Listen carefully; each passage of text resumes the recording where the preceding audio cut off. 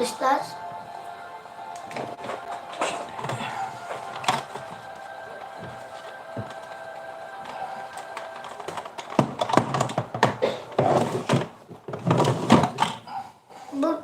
hepinize merhaba arkadaşlar. Bugün bizim ilk canlı yayınımız olan bir şey çekeceğiz ve neyle alakalı derseniz başlıkta yazıyor, zaten okumuşsunuzdur girmeden önce. İlk Türk astronot. Evet, Uzaya gidecek. İlk defa bir canlı yayın açıyoruz. Böyle güzel bir olayda açıyoruz. Yani ülkemiz için hayırlı uğurlu olsun. İnşallah kendimize ait bir fırlatma rampamız olur da birkaç sene sonra belki yani daha da yakın olur ki inşallah. Kendi roketlerimizi, kendi astronotlarımızı Türkiye'mizden gönderebiliriz. Bakalım, hayırlısı olsun. Fırlatma ertelendi sanırım. Bir 3 saat gibi bir şey var. Gecikme olacak. Belki daha da ertelenebilir. Evet. 3 saat 10 dakika. Evet.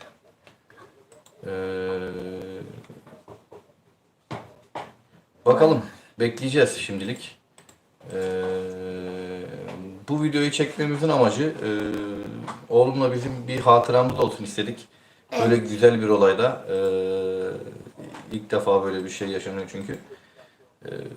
İnşallah hayırlı olsun. Hem oğlumla bana hatıra kalmış olur. O şekilde. Yayınımıza katılan kimse yok. Olsun. Biz böyle de mutluyuz. Evet. Biz oğlumla birlikte bu akşam bakalım roket fırlatılana kadar burada kalmaya devam edeceğiz. Şimdi takip ettiğimiz abimiz barışÖzcan canlı yayına başladı. Daha profesyonel şekilde yapılan bir canlı yayınlar. Ortak yayın yapıyorlar. Onları da aynı zamanda izliyoruz. Bakalım, bekliyoruz şimdilik. Değil mi oğlum? Yani. Evet. Barış Özcanların canlı yayına bağlandık arkadaşlar. Yani şöyle yapayım şuradan. Şu sesi bir kısayım buradan. Buradan açalım. Öğlemin burada bu arada Bursa'da olduğunu da hemen belirtelim baştan. Bursa'ya bağlanıyoruz demedik, yine bir dediğimiz gibi her şeyin ilki olduğu bir yayın yapıyoruz. Bu hem Bursa'da ve çok önemli bir misyonu üstlenmiş durumda. Furkan biraz daha anlatacak. Bir oldu. Anlık izleyici. Anlık izleyici bir Ben oldu. şimdi Evet. yaklaşık yarım Bizim saat burada niye var? misafirlerimizle Şunu güncelleyelim bakalım. herkesle neredeyse konuşmaya çalışıyoruz. Biraz önce girişteydim, şimdi buraya geldim. O kadar heyecanlıyız ki. Yani Arkadaşlar, şu anda biz bu adamların gerçek yayınını da açacağız ama şimdilik Barış Özcan'ın kini aç. Evet arkadaşlar. Evet. Süper. Şahane. O yüzden sürçülisan... Yani sesimiz, görüntüleme sayısı 6 ya. Gelen gidiyor, gelen gidiyor. 2 dakikada durun ya arkadaş, Allah Allah. Evet, 2 dakika izleyin ve bir 5 saniye izliyorsunuz, kapatıyorsunuz. Olsun ya, o kadar olacak, ne yapalım. Biz kendimize hatıra olsun diye çekiyoruz bunu, değil mi? Evet. Yani. Hayatınızda bir soru varsa, merak Bakalım. ettiğiniz şeyler varsa... Gidip geliyor. Olsun, gidip gelsinler, olsun. Yapacak bir şey yok. Görüntüleme sayısı 7 Bu gece oldu. buradayız. O roket uçacak. Evet. O roket uçacak. Uçmadan gitmiyoruz. Yani. Bakalım, bekliyoruz arkadaşlar. Şöyle bir son şeyine bir girelim. Burası mıydı? Bu Buradaydı. emirlerden açıklananlardan bazıları da mesela bir uzay farkındalığı yaratmak. İnsanlarda bir uzay aşkı uyandırmak. Şimdi bizler gönüllü olarak bu işi zaten ben 10 yıldan beri yapmaya çalışıyorum. Diğer arkadaşlarım da öyle kendi kanallarından. Evet. Uzaya ilişkin bir farkındalık Herkesi yaratmak. bekliyoruz diyelim orada. ax3 misyon olan Sion Space onların kanalına da yazdık, bir tane videosuna gördüm. Evet. İzleyen arkadaşları bekliyoruz. İzleyecek arkadaş bekliyoruz arkadaşlar. Yani destek bekliyoruz. Yani şöyle gelen yaş grupları 4 yaşından Ses nasıl çıkıyor acaba? Tam net bilmiyorum. Sen burada sen konuş bakalım. Tamam mı? Tamam. Ben bir test yayına gidip geliyorum. Tamam. Tamamdır. Hadi bakalım. Tamam. Kimse aslında yani başarabileceklerimiz için kimse geç kalmış durumda değil. Bu Arkadaşlar, hani Bursa'da herkes neden çıktı? bir bakalım. Bunun yanında Birkaç dakika sonra inşallah çoğalır anlık izleyici sayımız. Çünkü onların gerçek yayınını, internette gösterilen yayınını izleyeceğiz. Bunları öncesinde bir Evet. oluşturmalıyız. Şimdi barışÖzcan'ın videosuna bak. Bizim temel amacımız burada hani 4 yaşından 94 yaşına kadar herkese uzay teknolojilerinin, havacılığın ne kadar önemli olduğunu, günlük hayatımızı ne kadar çok etkilediğini en başta anlatmak, buna maruz bırakmak. Ama bunun yanında yarı profesyonel eğitimlerle beraber bir okul dışı öğrenme olarak düşünürsek burayı, okullarındaki eğitimi destekleyecek atölye çalışmaları, Anlık izleyici sayısı 1 oldu. Teşekkürler izleyen kişiye. gelecekteki bilimsel misyonlara projelerle katkı sunabilecekleri bir ortamı da sağlamak baktığımız zaman. Bunların tamamını düşündüğümüzde her şey evet farkındalıkla başlıyor ama günümüzde şu anda lise çağından akademisyenlerimizin hazırlamış olduğu bilimsel misyonlara ya da ülkemizdeki bilimsel içerikler, çalışmalar yapan aslında kurumlarımızın birçok farklı projesi var. Bunların hepsine baktığımızda aslında herkes bir proje isteğiyle başvuru yapabilir. Uluslararası Uzay İstasyonu'nda düşük altında mesela bu deneylerini gerçekleştirmesi için imkan sunabilir. Bunlar evet küçük yaşta hayal ediyor. Ben Alper Anlık, Gelenlere anlat. Bak anlık izleyici 2 oldu. Anlattım 1 oldu. Arkadaşlar 0 desteğinizi oldu, bekliyoruz. 2 oldu. Bu yayını buradan izleyebilirsiniz. Evet. Çok seviniriz. Ama sonrasında öğrendikleriyle beraber Böyle mesaj atanların da Mesajlarına karşılık bakıyoruz. vereceğiz. Birlikte sohbet edebiliriz arkadaşlar. Yazabilirsiniz. Yorumlarınızı bekliyoruz. Henüz Aksiyon'un roket şeyinin geri sayım başlamadı. Daha doğrusu onlar canlı yayına başlamadı. Bireysel olarak canlı yayınlar devam ediyor. Bu yüzden bekliyoruz. Evet. Ama şu anda barışÖzcan'ın videosunu izliyoruz. Evet, canlı yayını izliyoruz şu anda. Evet. Bakalım. İnşallah fazla uzun sürmez. SpaceX bakalım o kaç dakika var yazmış. Şunu bir güncelleyelim. 48 dakika. 8 dakika mı yazmış? Evet. 48 dakika. 48 dakika mı kalmış? Evet. günümüze kadar uğraşmış. 10 saniye. Üzerine katarak Aslında bunu NASA TV'den de izleyebiliriz. söylüyoruz. NASA ben baktım da yalnız onlar da canlı yayında değil. Oha. Herhalde kimse canlı yayında. Sadece barışÖzcan. Neler yapabilirler, ortaya Evet. çıkartabilirler. Bunu Bakalım. anlatmaya çalışıyoruz. Baktığımız zaman bilimin doğru. Evet, 2 kişiyi yakaladık. Merhaba arkadaşlar, izliyorsanız sohbet kısmından bize yazabilirsiniz.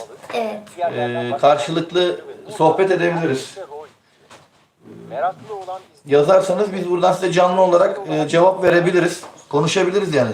Evet. Yazmak serbest. izleyicilere, aktarıcılara ve Ben bir 5 dakikalığına gidiyorum. yaştan Görüşürüz. Tamamdır. Sen muhabbet et. Kendi kendine konuş böyle. Tamamdır. sizlerden rica ediyorum. Gerek Anlat. gerekse de Daha sonra canlı yayına gireceğiz. Yani o mekiği çekeceğiz de. etmeye çalışın. Yani o bu akşam uçacak de, tamam mı? Tamam, Bu tamam. akşam gönderiyoruz hepsini uzaya de. Hadi bakalım. Bir de beyin sayımız 1. He? Şimdi Tamam, hadi. ben biraz Beyin sayımız 1.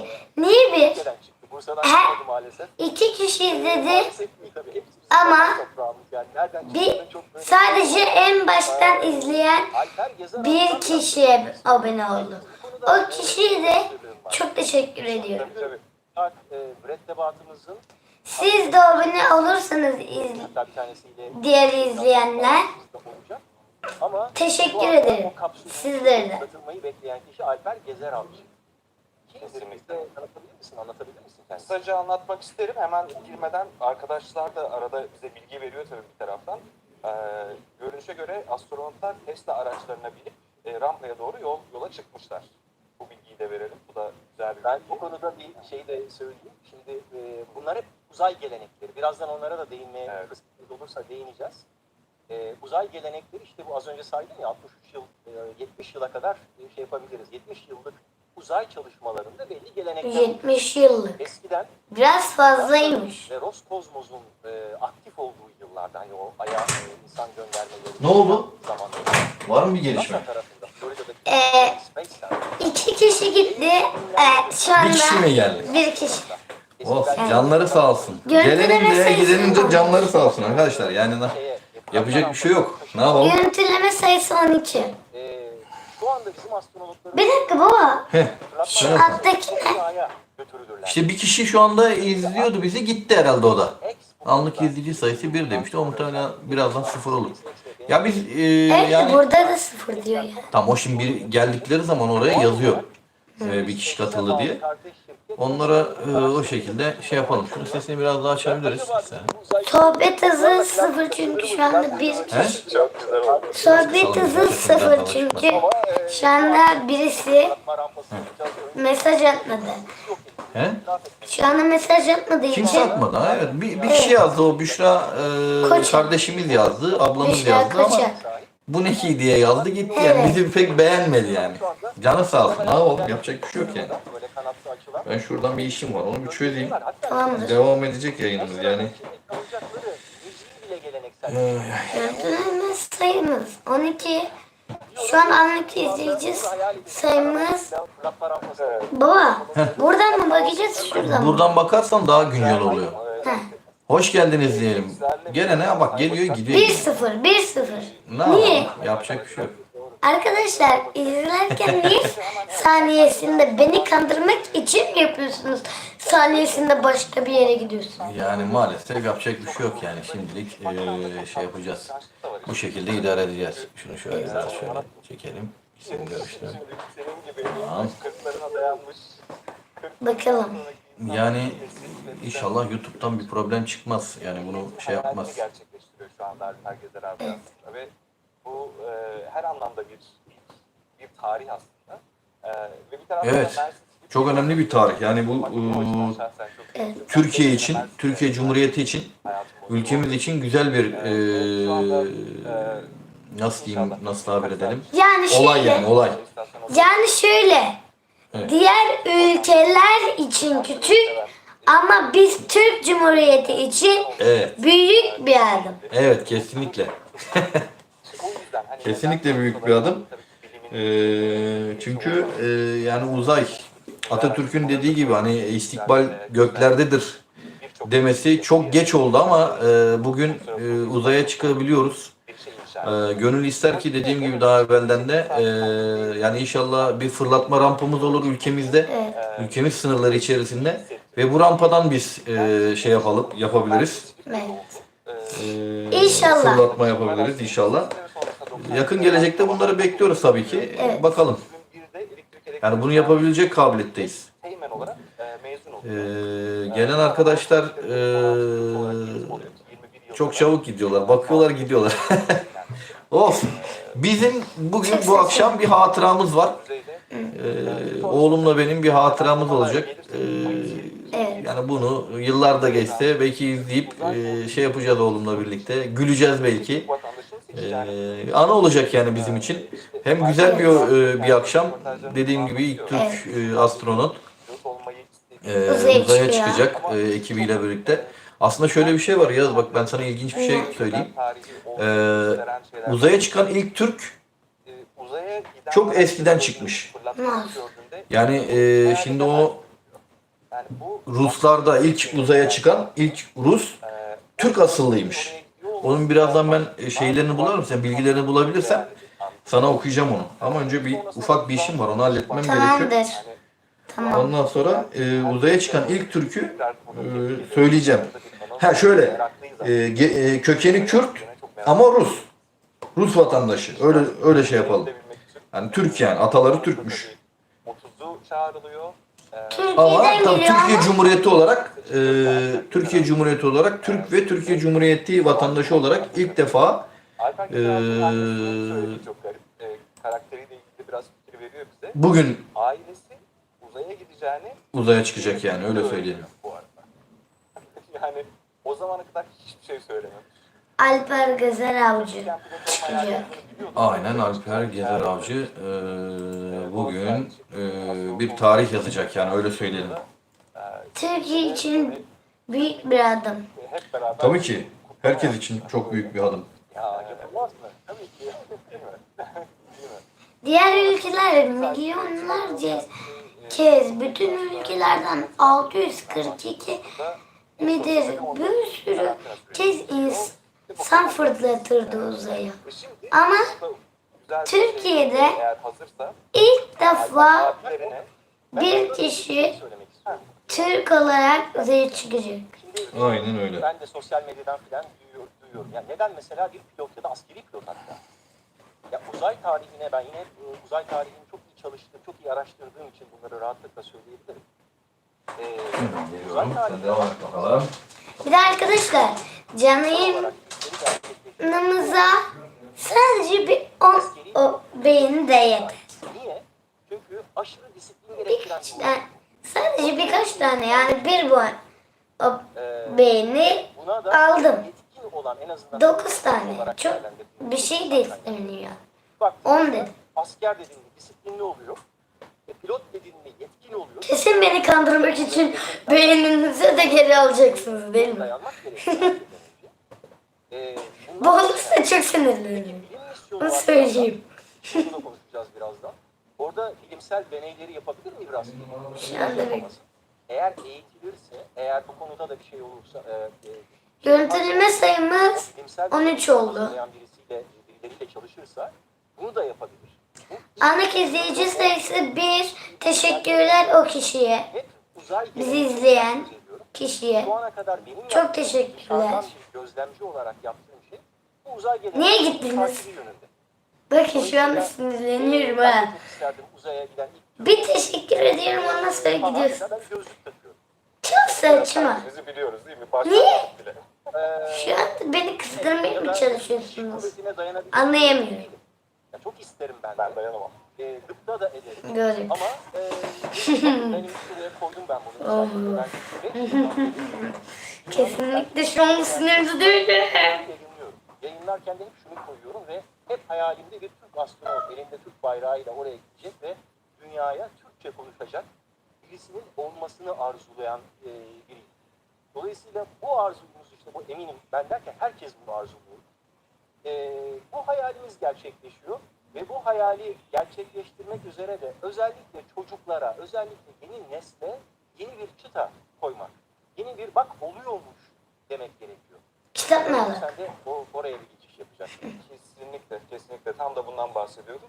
Ve burada eğer hazırsa Alper abilerine, çocukların hayallerini süsleyen Alper abilerine bir mesajları var.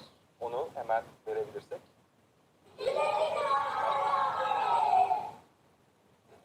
Bulgaristan'dan Alper abi iyi yolculuklar. Şu anda bütün çocuklar biz Türk uzay yolcusuna görüşürüz Alper abi diyorlar. İsmi de Alper biliyorsunuzdur.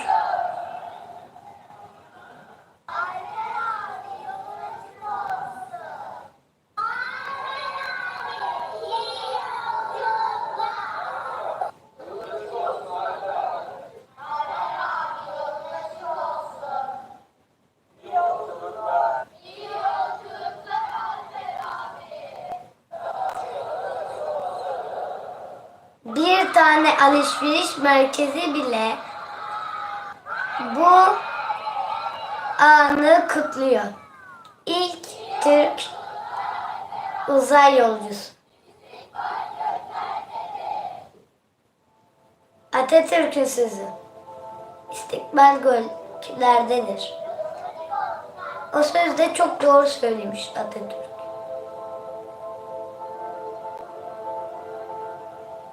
Görsel'e bak. Helal gençlerimize orada internet Görsel ayarlar. kullanmasak iyiydi, telif yemeyiz inşallah diyerek ben bir yayıncı refleksi göstereyim hemen. Neyse. O evde de geçiyor. Telif diye geliyor şeyler. Evet. Ya gerçekten gurur verici. İşte bence odaklanmamız gereken şey bu. Bu çocuklarımız, bu gençlerimiz, bu genç arkadaşlarımız. Bu çocuklar büyüyecekler, kendilerini yetiştirecekler. Bak bizden de birileri uzaya çıktı diyecekler. Doğru İnşallah, söylüyor. Sağ salim gönderebilirsek. Cengiz'im yine söz sende. Yani burada şeyi de tabii evet bir eşiği aşıyoruz. Aşılacak bir sürü eşik var tabii ki. Yani bugün evet bir fırlatma rampamız yok ama bu eşik aşıldıktan sonra artık o fırlatma rampasını bir gün elde edebiliriz. Ve bu çocuklar büyüdüğünde bir fırlatma rampaları olabilir diyelim. Tabii Alper Gezeravcı yalnız değil orada. Yine bir gelenek tabii bu. Bir yedek astronotumuz da var. Yine Türk vatandaşı. Tuva Cihangir Atasever. Yanlış okumayayım tabii ki. Daha genç bir arkadaş, bir astronot aslında. 1992 Ankara doğumlu.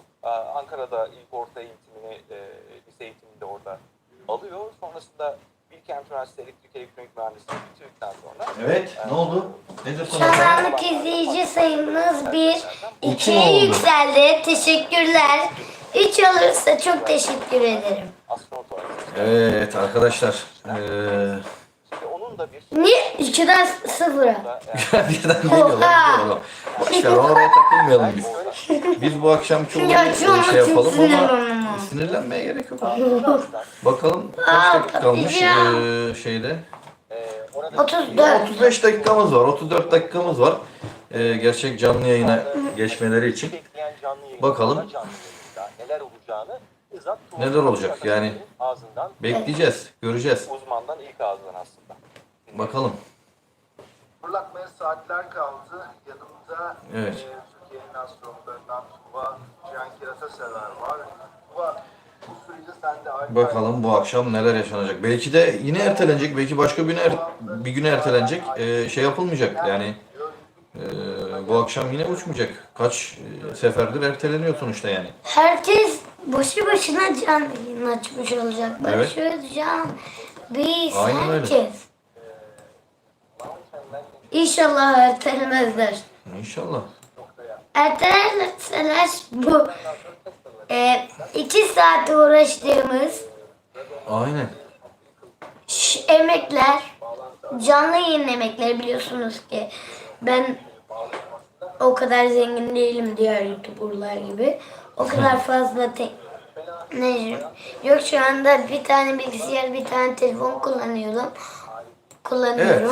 Yani Onlar bir sürü eşya kullanıyorlar bunun için. Çok iyi bilgisayarları var. Benim daha eski model bilgisayarım var. aynen öyle ya. Biz yani şey yapmadık.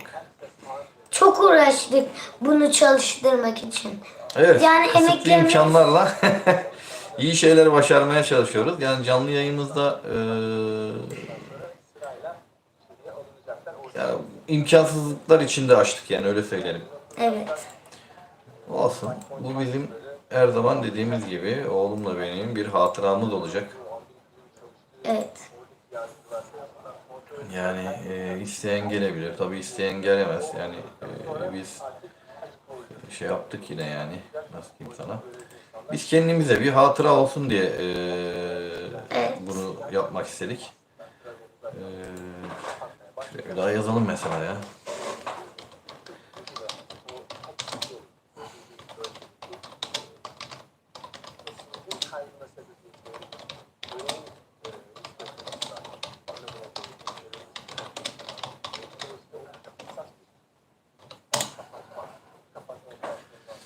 Evet, yardım istedik. Yardım istedik. Evet, yani Mi istedik dedik. yardım. Ne yapalım? Yapacak bir şey yok. Evet. İnşallah gelirler.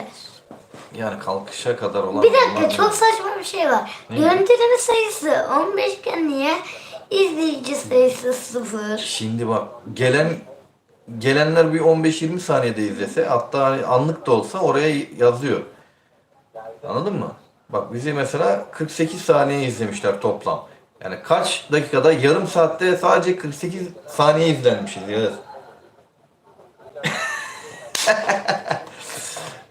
Yapma öyle yapma. Ah, Öyle yapma. sinirlendim şu anda. Hakim ol. Yani yapacak bir şey yok. Ya şu anda çok sinirlendim. Bir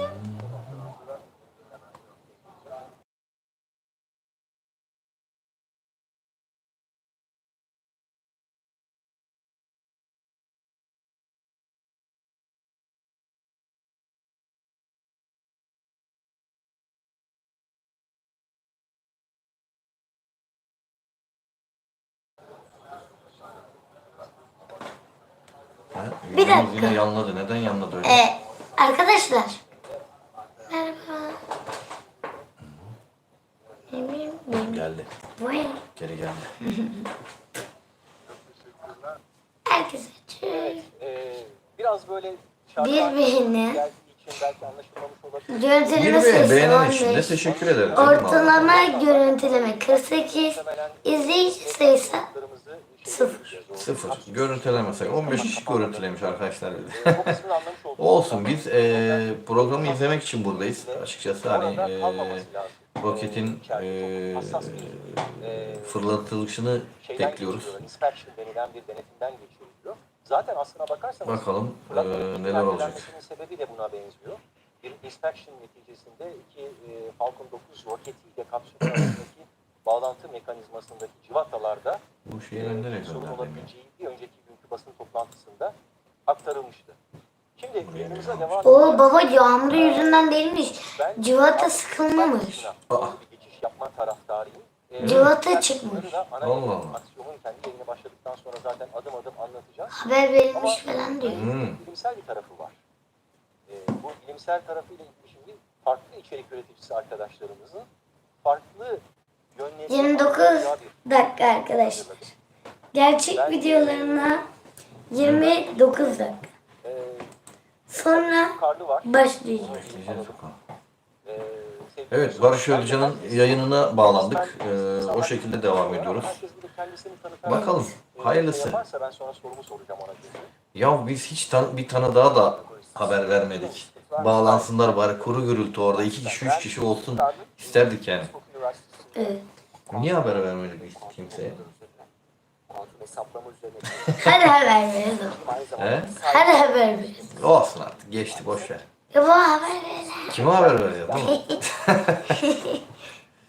burada Barış'la ve Cengiz'le beraber konuştuğumuz Bütün videolarımızın yorumlarını yazalım. Şu anda canlı yayındayız. dünyada yeterli değil. Şu an canlı yayındayız zaten. Bizim kanalımızı takip edenler bunu görüyordur muhtemelen. Evet Ama ve 0. ya saatten dolayı ya da şeyden dolayı Bu görevde 30 tane deney düzeni yani pek gelen giden olmadı açıkçası yani. ESA, Şu anda bizi ilk izleyen bu canlı yayında Büşra Koçer. var bu arada. Ben Evet. Büşra. Kendisine teşekkür ediyorum. İlk izleyen, ilk giren canlı yayınımıza. Fakat kendi yaptığım araştırmada ve aksiyonun sayfasında 8 tane gözüküyor. Bazı ülkelerde bir iletişimsizlik var. Ben buradan hani çuvaldızı kendimize batıracaksak eğer bu konuda yetkili kurumların iletişim çabalarını arttırması isteğini ikinci kez dinliyorum. Çünkü ilk özel programı açıklandığında da bazı bilgileri alma konusunda sıkıntı yaşamıştım. Burada da bazı şeyler bizim kafamızı karıştırıyor. Yani kamuoyu olarak. İşte bir yerde 8 deniyor, bir yerde 13 deniyor. Hangisi doğru bilmiyoruz ama Şu anda çok güzel, çok çekici. Babam çok güzel bir taktik buldu. Ya bilmiyoruz artık bakalım nasıl bir şey yani bu işin acemisiyiz. Yani bunlar dünyada yapılamaz mı? Buradan Bakalım ne başlamak olacak. lazım sormaya. Fakat ondan da önce Yani ya onu biz tekrar ben yapar. Mıydık ya şunu ben diğer küçülttüm ülkeler şuradan. hangi deney düzeni Heh, gönderiyor diye küçülttük. bir araştırdım. Durmadım yani. 26 dakika. Şey yapalım. Ama pes etmeyeceğim. Türkiye'den Sosyal kurallarda tamam. alır size. Ama yorulduğumu kanıtlayayım. Yoruldum. İtalya'nın göndereceği Yani yapacak bir şey yok oğlum. Yorulduysak ara vereceğiz yani. Yok yok ara vermeden böyle. Yatayım ben.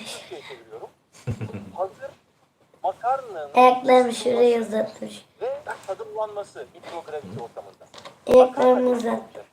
Mis. Yatayım ben. Yani kızlar okulu ya altta şey vanilya makarna ısıt götüreceğiz. Orada pişireceğiz, yiyeceğiz. Tadına bu yani. Şimdi İzleyici sayısı 1. Bir miydi? Geldi gitti mi yoksa ne oldu ona ya? Hayır hayır, şurada 1. He. O da gerçek mi gösteriyor bilmiyorum. Yani izlerlerse teşekkür ederiz izleyenlere. İzlemeyenlere de teşekkür Ben ne ederiz. taraftan bakacağız? Şu taraftan mı bu taraftan? İşte onu ben de bilmiyorum ya yani. Bakalım. Ya fark etmez bizim için izleyici sayısı. Ama tabii izlenirseydik de güzel olurdu. Beğeni bekleriz. Mesela bizi beğenmeden geçmeseler de güzel olurdu yani. Evet. Hayır tabii. Bu biraz şeye de benziyor. Hani anneler çocuklarına uzun Bakalım. yollar Hayırlısı. bir katık yaparlar. Bir şeyler koyarlar. İnsanları da Ne yapacağız bilmiyoruz. bazı deneyleri dünyada yapamıyoruz. Şimdilik izlemeye devam ediyoruz. Evet. Canlı yayın başlamadı zaten. Şöyle bakalım şu çıkartalım. Neredeydi bu? Resimler bile bu deneyleri bozabiliyor mesela. Alper Gezeravcı Nerede yazıyordu 10 dakika? Türkiye için çok büyük bir adım 25 dakika atacak. ya. Sanki dakikalar geçmiyor gibi. 25 dakika kalmış. İnsanları biraz şeydir böyle. Ya keşke birisi gitse de onun yanına şu deneyimi koyabilsem tarzı yaklaşırlar. Bu bilim dünyası için gelişim açısından da çok önemli bir adım. Arkadaşlar bizi izleyen varsa şu anda Başka bir ülkenin sohbet kısmına yazabilirsiniz. Evet. kendi Yazmak istediğinizi. Ayrıca bizi izleyenlere çok çok teşekkür ederiz. Karşılıklı şu ana sohbet kadar- yapabiliriz. Aynen öyle. Şu ana kadar 17 kişi geldi gitti. Yapacak bir şey yok. Ne yapalım? Yani bekliyoruz. Bir de şuradaki İzliyoruz. şuradaki sen böyle şaka yaptığın kişi var ya. Evet. O şaka yap. O Beylikdüzü dedi. gerçek dediğin Beylikdüzü dediğin arkadaşlar çok özür dileriz. Bu babam şaka olsun diye yaptı. Tabii kötü bir niyetimiz yoktu. O şey olarak hani nereden kalkıyor diye sorunca aklıma öyle bir küçük bir espri geldi. Yani Beylikdüzü'nden diye yazdım arkadaşlar. Sonra ciddi dediği zaman ben de Amerika'da olduğunu belirttim kendisine. Zaten daha sonra yazanlar da oldu kendisine nereden kalktığıyla alakalı bilgi verildi. Biz de verdik. Yani ufak bir şey yaptık yani espri gibi bir şey oldu. Evet. Evet. Canlı yayın, Barış Özcanların canlı yayını devam ediyor. Biz de kendi canlı yayınımızı açtık. Evet. Yani merak ediyoruz neler olacak. Şu anda 2 dakika şurayı Bunu kapatalım. Tamam, kapattık. bakın bu. Tamam. Görüntüleme sayısı 17. Aynen öyle. İlk defa uzayda uygulanacak. Çok önemli. Elektronik kart üretim teknolojisi bu deney kapsamında test edilecek. Bir güncelleyelim Uzay bakalım. istasyonunda elektronik kart üzerine kurşunsuz bileşen montajı gerçekleştirilecek. Rassat'ta Göktürk 2'de İmece'de. Şimdi bunun bize dönüşü de bu olacak. Yani kendi uydularımızda ileride tasarladığımız kartlarda bunları kullanabileceğiz. Çünkü ben daha önce Canlı yayında izledik. güneş enerji panelleri var. Perovskite yapılan. Yani internet Çok güzel, yayını çok nasıl? iyi. Ama uzayda ISS'de İyi kullanılıyor. gibi. Çünkü oradaki çevre şartları, ortam dünyanın Bizim o kadar görüntümüz nasıl görünüyor bilmiyorum internette şu an. hocam. Bu deneyi yapacaklar. Daha sonra dünyada Kendimizi gönderdiğimiz test etmemiz lazım. cihazlarımızda, yani milli uzay programı Ses, kapsamında görüntü olarak. kendi kartlarımızda bu devreleri kullanmak Onu istiyoruz. ben bir Devreler test edeyim ya. Sen bir radyasyondan dolayı ve devam doğal et oğlum burada şartlardan Tamam. konuşmaya. çok çabuk başına Tamam. bir sorun yaratabiliyor. Bu yüzden mikro yer çekim var orada ve Hadi bakalım. bilimleme sürecini deneyecekler. Ben Devam bunu et, ben beğendim. bir test Güzel edeyim. bir proje. Ulaşamadık ama Hakan bize ediyorum deney sonucu. Hakan Aşan. Bunu bir değinelim. Şu anda Tamam, çok teşekkür ediyorum. Şimdi başka bekliyoruz yani. eğer Herkes gelebilir. yine Kennedy Uzay İnşallah gelirsiniz. röportajı hazırlayacak arkadaşlarımız. Orada Ariflerle ilgili bir deney, yosunların bir türü olarak ve Antarktika'dan bulunmuş ve ilk kez uzaya gönderilecek özel bir Arif türü de bu deneylerin arasında. Yani eğer mesela burada yapılacak bilimsel çalışmanın sonuçları zaten akademik bir çalışma olduğu için yayınlanacak olursa bu anlamda belki de bazı ilkleri de keşfetme, bulabilme imkanına kavuşulabilir. Şimdi o videoda hazır, ona bir kulak verelim. Evet, yanımda Boğaziçi Üniversitesi'nden Merhaba Hoca var ve Hoca da 13 deneyden bir tanesi organizasyonunu yapan, planlamasını yapan hoca. 2 dakika.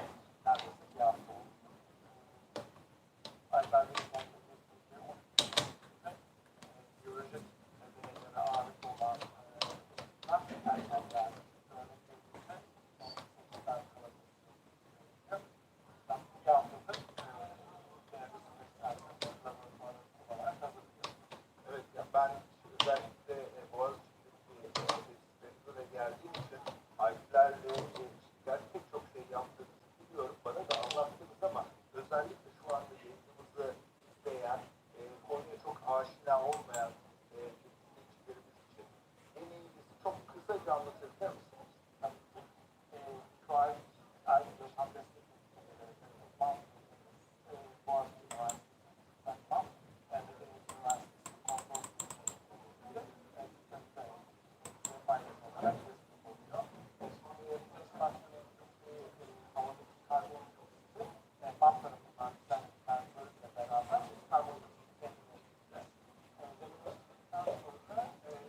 Şu anda bekliyoruz. İnşallah birileri gelir. Görüntüleme sayısı 19. Sepet hızı 1. Çünkü ben yazdım. Bu herkese açık bir canlı yayın. Gelenlere teşekkürler. Büşra dışında kimse gelmedi şu an.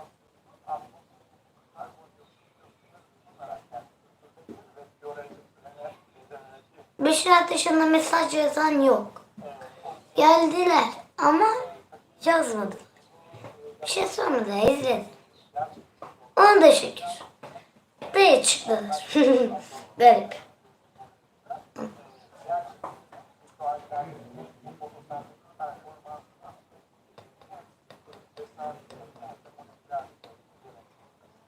merakla bekliyoruz. Deneyimiz inşallah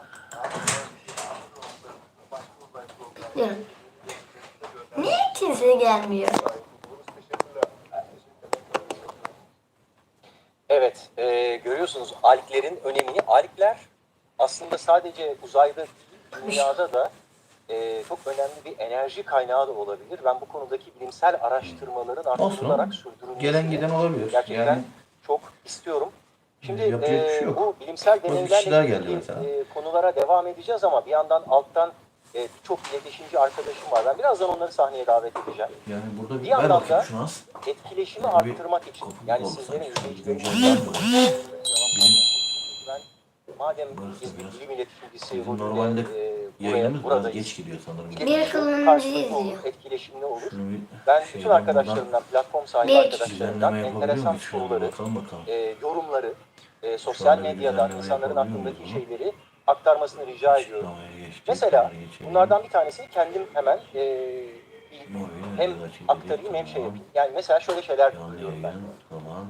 Hindistan 70 milyon dolara Ay'a bir şey yaptı, bir misyon düzenledi. Ay'a bir araç gönderdi. Doğru. Ve Hindistan zaten çok şey bir ülke, özel bir ülke bu anlamda. 1,5 milyarlık bir nüfusu var. Bir süper güç olma mücadelesi veriyor dünyada. Yılda 1 milyondan fazla mühendis yetiştiriyor. Silikon Vadisi şirketlerinin hem çalışanı hem de yöneticisi ünvanlarına kadar yükselmiş durumda. Beğeni 1. Yani orada zaten matematikçi... Ya sağ olsun dediğim gibi bizim amacımız sadece aslında roketin fırlatılması. Bir dakika baba. Burada da 12 izleyici sayısı. Umuyorum bizim Ve ülkemizden de böylesine Onu bilemiyoruz. yetkin bir Bilmiyoruz. kadro, Bunlar takılmasan fazla. bir yetişmiş iş gücü, Tamam. bir insan kaynağı oluşturulur. Ve biz Sen de yine konuş, işte sen Ay'a kendini 70 anlat. milyon dolar Tamam. götürdük. Ne Rekor istersen bu onu arada. anlat. Yani hani Tamam. diğer uzay görevleri ondan Kötü çok şeyler daha anlatma. pahalı hakikaten. Onlar bir rekor. tamam. Tamam. Kanalımıza davet Uzay edebilirsin görevleri, kişileri. insansız uzay görevlerini birbirinden hakikaten ayırmak lazım.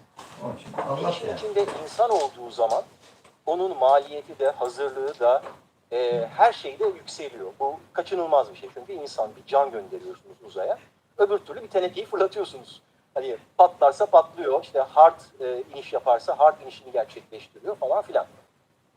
Bu anlamda bunu bir şeye koymak lazım. Bir de ben 46 dakikada tekrar etmek istiyorum. Kaç kişi izlemiş Yıldan bakalım. beri 46 insanlar uzayda. dakikada. Bugüne kadar işte, Şu anda 4 tane 41 saniye izlemiş. insan çıktı uzaya. Biz 45. ülkeyiz yani. Artık Çok çıkalım garip. bir müsaadenizle. Görüntüleme sayısı Bakın 21. Türkiye Cumhuriyeti'nin Beynin 1. komşularından uzaya çıkmayan sadece 2 ülke kaldı, biliyor musunuz bunu? Tahminin var mı Cengiz? Ben söyleyeyim. Bir Tahmin tanesi, edemedim şu an. Lütfen söyle. bir tanesi de Yunanistan. Yani Yunanistan'ı bu anlamda. Şimdi şöyle mi? Bakın Bulgaristanlı astronot var. Gürcistanlı astronot var. Azerbaycanlı astronot var. İranlı astronot var. İran asıllı ilk İran asıllı ama Amerikalı bir kadın astronot 2006 yılında uzaya çıkan ilk Müslüman kadın unvanına kavuştu. Daha ekleyelim isterseniz. Yani bir de Yunanistan'da Suriye'de göndersin, sonra da biz mi gönderelim? Sevinmeyelim mi bu duruma? Ben o yüzden hani böyle biraz konuşuyorum belki ama yani sosyal medyada eleştirelim, soru soralım, sorgulayalım. Her şeyi yapalım. Buna hiçbir itirazım yok. Ama gurur duyma konusunda lütfen. Yani bu gerçekten gurur duyulacak bir konudur. Sorulması gereken soru, niye bu kadar geç kaldık? Niye daha önce göndermedik? 25. bakın çeyrek asırdır orada ISS. Çeyrek asırdan beri 117 kere insanlı uzay uçuşu gerçekleştirildi oraya. Bu 118.'si. Allah 118. izlesin. Lütfen. Bunları sormamız gerekiyor bence. Çok az 20 izleyin. ülkeden 269 Şu an. kişi gitti orada yaşadı da biz 270.'yiz. Biz birbirimizi. Neden sadece Silifke'den değil de işte Bursa'dan da göndermiyoruz? Hatta kimsenin izlediği yerlerde bile konuşuyor. Bunların hepsi olmalı. Burada sorulması gereken şey Yani şu daha anda önce çok göndermeliyiz. bir Daha şey önce yok. işin içine girmeliyiz. Sıfır. Sorulması gereken başka sorular da var. Sıfır kişi Örneğin izledi. ISS artık uzatmaları oynayan bir yer. Yani ISS görev süresi doldu arkadaşlar. 4 kişi bile Uzatmaları izlemedi ya. İşte ticari uzay görevleriyle son şeylerini yaşıyor. Artık bu uzay 4 kişi yarışından öne izledi. geçmeye çalışan ülkeler Ay'ın, Mars'ın yolunu gözlemeye başladı. Ay'da uzay istasyonu kurulacak. ISS'in bakın kurucu ülkelerine 17 tane ülke vardır. Bugünkü mürettebatın bütün bayrakları var. Bizim bayrağımız yok orada. Ben bunlara çok içerleniyorum. Evet. Yani 25 yıl önce, 26 yıl önce ISS kurulurken biz niye bir tarafından tutmadık? Biz niye imza atmadık? Bunları da düşünmemiz lazım. Tamam, onda geç kaldık. Doğru Şu söylüyor. anda hedef Ay. Ay'da kalıcı bir Biz başta geç kaldık. Bunun için Bu yüzden Artemis görevleri başladı. bu yüzden Artemis bu yılda yapılacak. yeni başladık Önümüzdeki yıl uzaya yapılacak bazı çıkmaya. ertelemeler olsa da. Artemis Yoksa görevlerine, Artemis Accords diye, ben bunu başka bir zaten böyle olacaktı. Artemis görevlerine Biz imza daha atan ülkeler fazla arasında Angola teknolojimiz var. olacaktı Angola. uzay alanında. Biz yok. Bizim de bayrağımız Yani Ay'a orada. roket atacaksak, göndereceksek bunun tabii ki maliyetlerini de konuşalım da önce bunun nasıl yapılacağını da bir yazıp çizmek gerekiyor. İşte Doğru. bu anlaşmalara, bu sözleşmelere hani bir zahmet böyle bakıp, girip, imzamızı atıp bir ucundan tutmalıyız. Benim ta uzay mekiği görevleri sırasından beri en büyük başka bir hayalim, hani astronot hayalini bugün gerçekleştiriyoruz. Buradan yetkililere sesleniyorum. Kanada, Uluslararası Uzay İstasyonu'nun Evet, Kanada. kurucu ortaklarından Kanada, ya bir tane vinç kolu yaptı, üzerine de Kanada bayrağını ve logosunu koydu. Her yerde çıkıyor, kameralarda falan, her yer Kanada'nın kolu.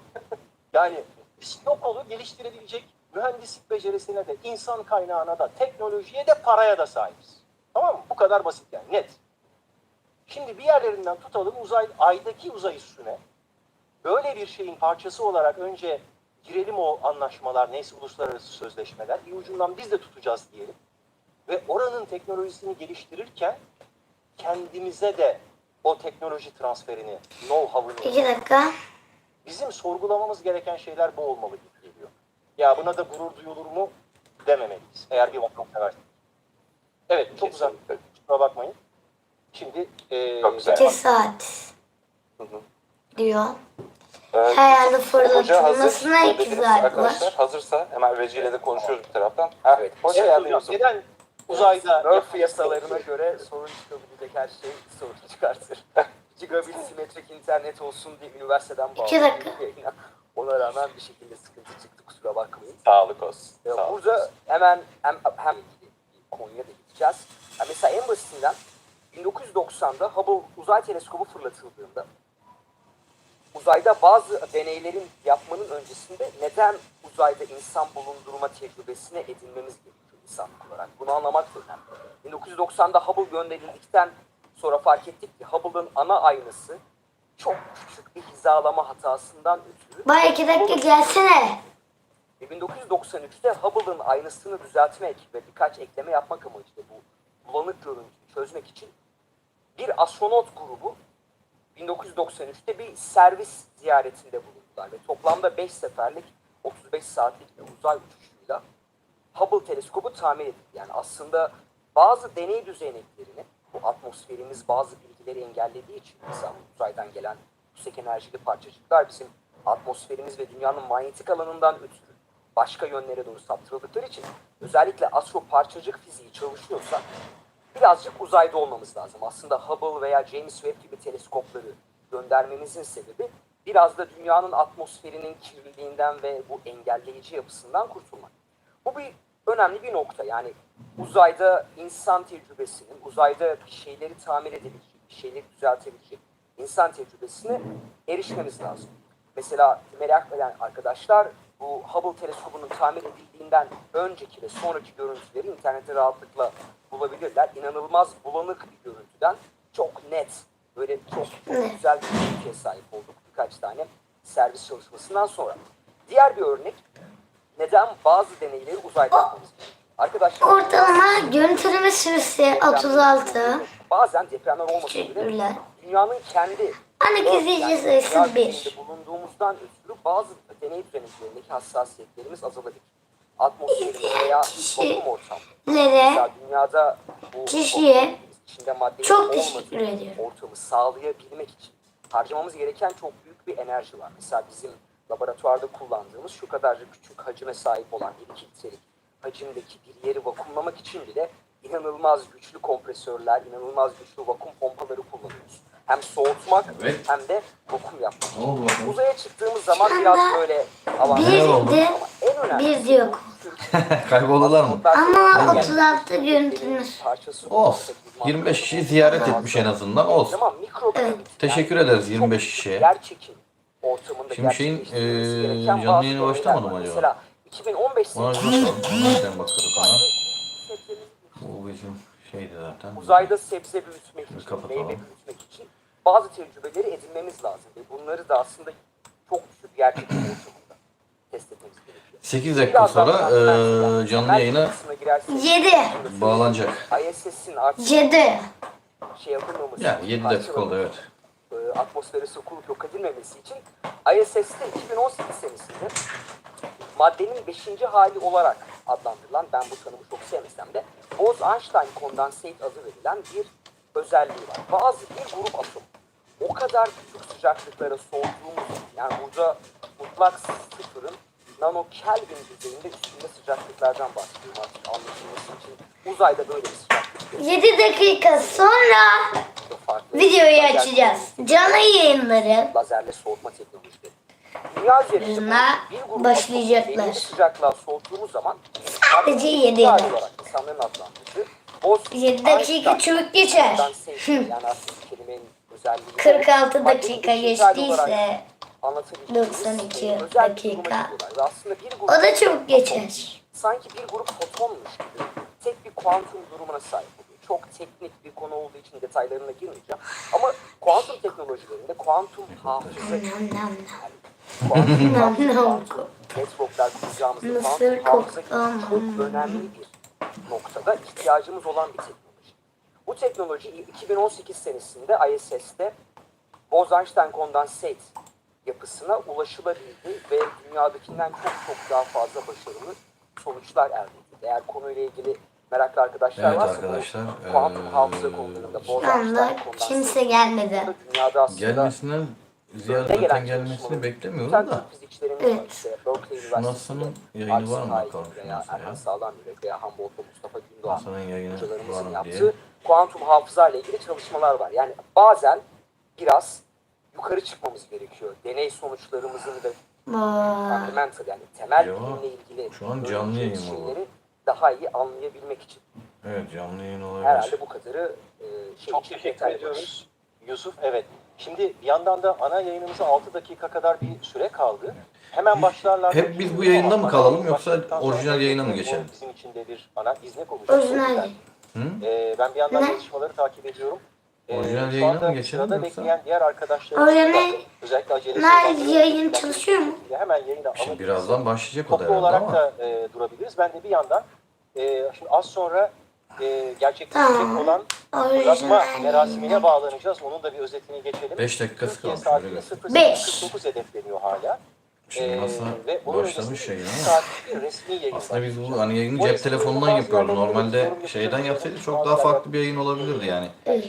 Çünkü görüntüleri oradan oraya Tansiyon aktarabilirdik. düşecek falan Ama oralarda cep telefonunda öyle bir seçeneğimiz yok. Cevdet geldi. Mecburen Ve ben imkansızlıklar kendi efendim. videomu Öyle hazırlarken söyleyeyim. sonunda dedim ki bu Bu herhalde görevin uçacak olan. bizde bir şeyleri değiştirmesi lazım. Bir bakışı değiştirmesi Hayır. lazım. Bu çocuk olan değil. Dünyaya O. uzaydan O işte. bakınca oluşan bir overview efektten söz ediyoruz. Burası canlı yayın değil. O yüzden galiba. astronotların tuvalet. psikolojisi, uzaya çıkmanın psikolojisiyle ilgili de işte Masa canlı Cevdet, yayında değil ya. bizimle Medya konuşacak. kanalı. Hoş geldin. Medya Hoş kanalı. bulduk hocalarım. Herkese merhaba. Bütün izleyenlere. hoş geldin. Hoş bulduk. Yusuf hocam. Nasıl canlı Selamlar. diyor? Ben arkaya geçeyim isterseniz. Nasıl canlı diyor? Psikoloji konusu. Canlı diyor ama Yalnız onu canlı sohbet vermiyor ki şu an güzel o bir şey şeyi yaparız. canlı vermiyor yani. Tamam. Şu anki Kendinize iyi bakın. Görüşürüz. bu zaten 24 saat bunu veriyor ya bu NASA. Bizim için çok güzel bir gün, Anladım, heyecanlı bitti. bir gün, gururlu bir gün. Ben de Şimdi 4 dakika sonra çok normalde önceden, burada başlaması lazım normal bir. yayının. planladığım, Dört. metni aldığım Ama zaten bir bunu, olduğu için erken gitmek zorundayım. Öncelik Şu anda bağlı olduğumuz canlı yayın da zaten onu gösterecek. Doktorasını yaptı aslında. Leiden gözlem Ne edip, olur? oradan yıldızlara bakacağım. Tam da yani Alper Gezeravcı'nın gideceği akşam Niye bir şey ben de yapıyor oradan ki? yine Yayını aynı yapalım semaya şu an. bakmak çok Daha ilginç görüntü, bir daha güzel olacak. görüş olacak. Barış abi dedi ki... Normalde bu bizim yayınımız şu anda. insanların Ama biraz geriden giriyor gibi. değiştirdiği- Ben biraz ondan bahsetmek istedim. Yani Bayağı sonuç bir olarak yerden çok geliyor. teknik bir iş. Ben havacılığa Evet, çok uzak değilim. çok Aslında havacılık geriden. kitabında var. Tamam güncelleyelim bakalım. Üniversitelerde Güncelledikten ders sonra olarak nasıl gelecek onu yapılan. bilmiyoruz. O ayrı bir konu. Çok bilinmez hani benle ilgili ama hani çok uzak bir Şöyle bir şey. büyük Ama ekranda genel bir bakış izleyelim açısından bakalım bahsetmek nasılmış. istiyorum. Evet, çok yakından geliyor arkadaşlar. Şimdi arkadaşlar bunu yavaşlatacak mı normalde? Yapacak bakacağız. ISS'in Alper Gezeravcı'nın da gideceği böyle Uluslararası Uzay İstasyonu'nda bir modül var. Ee, Apollo diyorlar. Herhalde canlı yayınla Amerikan bu. tarafında bir modül bu.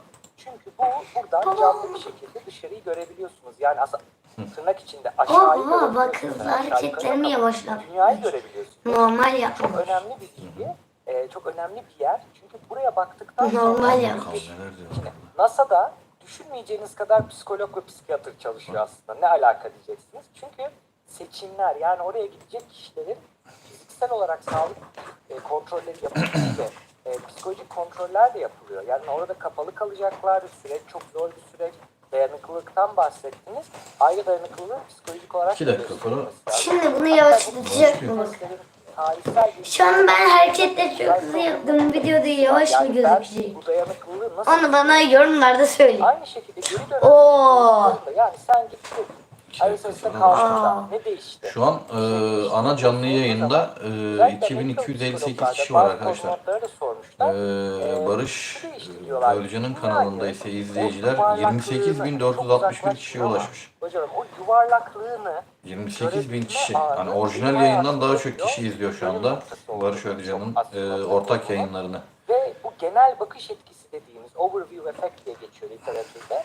Genel bakış etkisi dediğimiz bir yere geçiyor. Bu bir Nasıl geçtim? evrenle bütünleşme, dünya ile bütünleşme. Nasıl canlı yayın vermiyor? Bu birazdan başlayacak bak. Gündelik konuları falan düşündüğünüzde 1,5 dakika hepsi kaldı. orada. Bir dakika bekleyelim dur. Evet 1,5 dakika sonra şey yapacak. Orada bekle. aklımıza geliyor ama gerçekten böyle oraya bakıldığında insanların Oha çok yavaş hareket ediyor da orada. Ayrı bir şey. Bunu güncellememiz lazım işte dur. çok olumlu aslında Güncelleme psikolojik daha. olarak Güncellendiği Aha, zaman oo. etki ettiğini söylüyor. Birçok kişi buradan gidip fotoğraf çekiyor. Çünkü Uluslararası Uzay İstasyonu siz kapalısınız. güncelledik şu Ölümle anda. aranızda incecik, tırnak içinde incecik duvarlar var. Evet. Her an bir sıkıntı Gelen olur. ve giden arkadaşlarımıza çok teşekkür ediyoruz. Maalesef üzerinde konuşuluyor. Gelen ve giden. Gelen ve giden. gösteriyor ve Gel. aslında çok gergin bir ortam, Gerçi saniyelerin, şu- dakikalarınız Şunu planlar. biz kendimiz izlemiş Psikolojiyi oluyoruz. sağlıklı Şunu aslında tutmak için şey buraya yapabiliriz, gidip baktıklarını kapatabiliriz. söylüyorlar. Şimdi Hem bir başka internete etkiden yüklenme bahsedelim. yapmasın. Yine çok benzer bir etki. Evet, Orada şu da an yine ben fotoğrafını hemen değiştireyim. Bu da açıyorlar herhalde canlı yayını Apollo birazdan. 8 görevinde çekilmiş bir 1, fotoğraf. 2, 0. Gelecek Başladı. insanlara Yayın Apollo görünümü 8 falan. görevinde Acaba o yayında mı? Oha. 1968'de çekiliyor. Baba. William Anders astronotlardan. Nereye Tesadüf eseri çekilen bir fotoğraf aslında. Ayın Evet. etrafında dolaşıyor Apollo 8. Bilmiyor hocam. Arkadaşlar, Dönerken, izleyen bir yerde karanlık yorumlara kalıyor. yorumlara Arka sohbet tarafında kalıyor. Ve tarafına dünyanın çıktığı zaman aslında yazabilir. dünya doğuyor. Karşılıklı sohbet Yani edebiliriz. dünyanın Siz yazın, biz doğuşunu size böyle aynen cevap verelim. görebiliyorsunuz. Bu fotoğraf tabii daha sonradan çevrilmiş. Yani, Yani, 90 derece fotoğraf orijinali. Çevriliyor. Hızlı yaptığım hareketler normal oluyor. Bakın, Evet. dünyada Çünkü paylaştıkları gecikmeli gidiyor. bizim Bizim esas aslında gerçek yayınımız çevre bu. hareketiyle ilgili Evet. o Buradaki. yıllarda çok büyük O bir oraya etki gecikmeli gösterdi. gidiyor. İnsanlık ilk İnternetten defa dolayı. başka bir gezegenlerin uydu yani YouTube'a gidince öyle yavaş olmayacak değil mi? başka bir Hı? yerden YouTube'a dünyaya gidince bakmış öyle oluyor yavaş. ve uzaktan görüyor işte daha YouTube'da sonrasında normal da izleniyor şu solun anda. mavi nokta gibi şeyler ortaya çıkıyor. Evet, böyle Aslında bize bizde ne oluyor biliyor musun? Böyle hızlı hareketler yapıyorum ya. verdiği veri Orada yani ya sayılar böyle zaten oluyor. Ben o birliktelik bir olma hissi Nasıl? olduğunu düşünüyorum. Çünkü Orada psikolojide bakın bazı onun öneriler diye var. öyle Çok bizim yavaş hali normal hareket haline başka giriyor. Muzaffer Şerif'ten bahsedelim. Sosyal psikoloji deneyleri, sosyal Artık yani burada. kurucularından Aa, Onu biz de yaptığı onun ortaya çıkıyor. bu Barış Özcan'ın Böyle gırtlak gırtlağa kavga yayınına ediyor. katılsak, İki grupta ondan böyle sonra yayını yayınla zaman birleştirsek. deney ters gidiyor ve Ama böyle onlar bizi oluyor ve görmez bayağı ki oğlum. kavgalar çıkıyor işte. Bunlar çok büyük kanallar. Yemekhanesinin Hayır biz onların yanına yayınına Robert girsek. deneyleri araştırabilir. Nasıl Yayın- gireceğiz yayınla Bu ona? deney- Aslında bu şekilde Katılsa. girmiş oluyoruz aslında. Aslında burada 3 kişi konuşuyor, aslında biz 4. kişi oluyoruz yani. Gerçi sadece onlar bizi duymuyor, biz onları duyuyoruz yani. Şöyle bir oyun yapıyorlar. Traktör. Ha bir de bir şey daha var. Vallahi keseceğim sözünü. Biz bunların yayınına katılırsak ne olur biliyor musun? AX3 Bak 3 beğeni oldu. Yayın içinde İyi, yayın. teşekkürler. Beğeni için teşekkürler arkadaşlar. Kimse olmasa da beğenenleri seviyoruz. Gerçi beğenmeyenleri de seviyoruz. Yani gelen gideni de seviyoruz. Fark Evet. etmez. Bize o mesajı verebilir. Biz sadece hatıra kalsın yapacağız. Acaba bunu YouTube kaydedecek mi ya? Kaydet dedim ben ama kaç Traktör saat yani dünyayı şey yapalım? bozmadan umarız. Birkaç, bir saat Bir olmuş. saat olmuş. Nerede yazıyor? Görüyor musun onu? Yok o bir saatte o. 1 dakika 45 saniyede izlenmişiz. Birazdan resmi yayın başlayacak. Bizim Fırlatmaya yaklaşık şey bir saat kala. canlı yayın Evet başladılar şu anda verelim. Hey. burada bir yerde belli olur şimdi. Bizim kanala girersek. Bak canlı yayın başladı şu an, bakıyorum bak.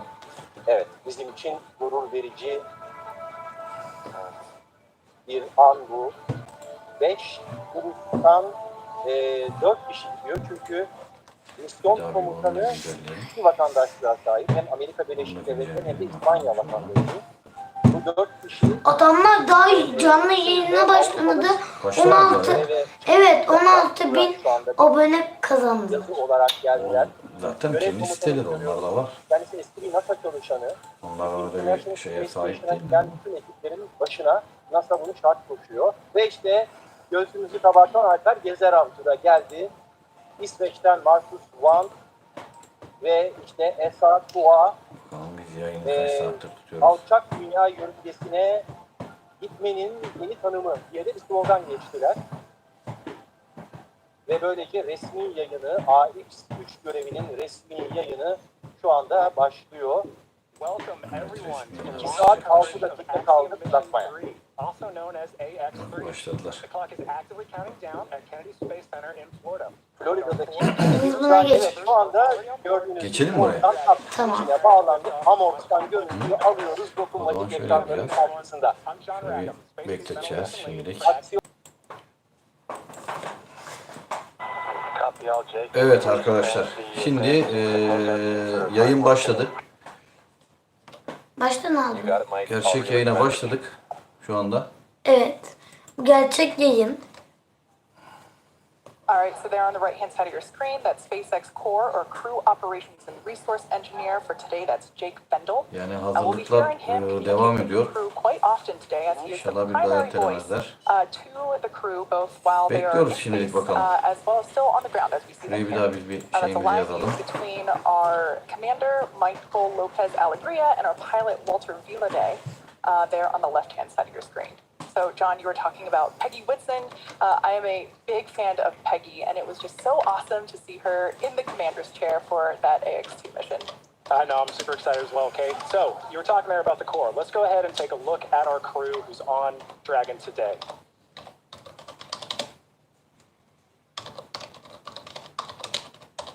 All right, well, this crew is the first all-European crew.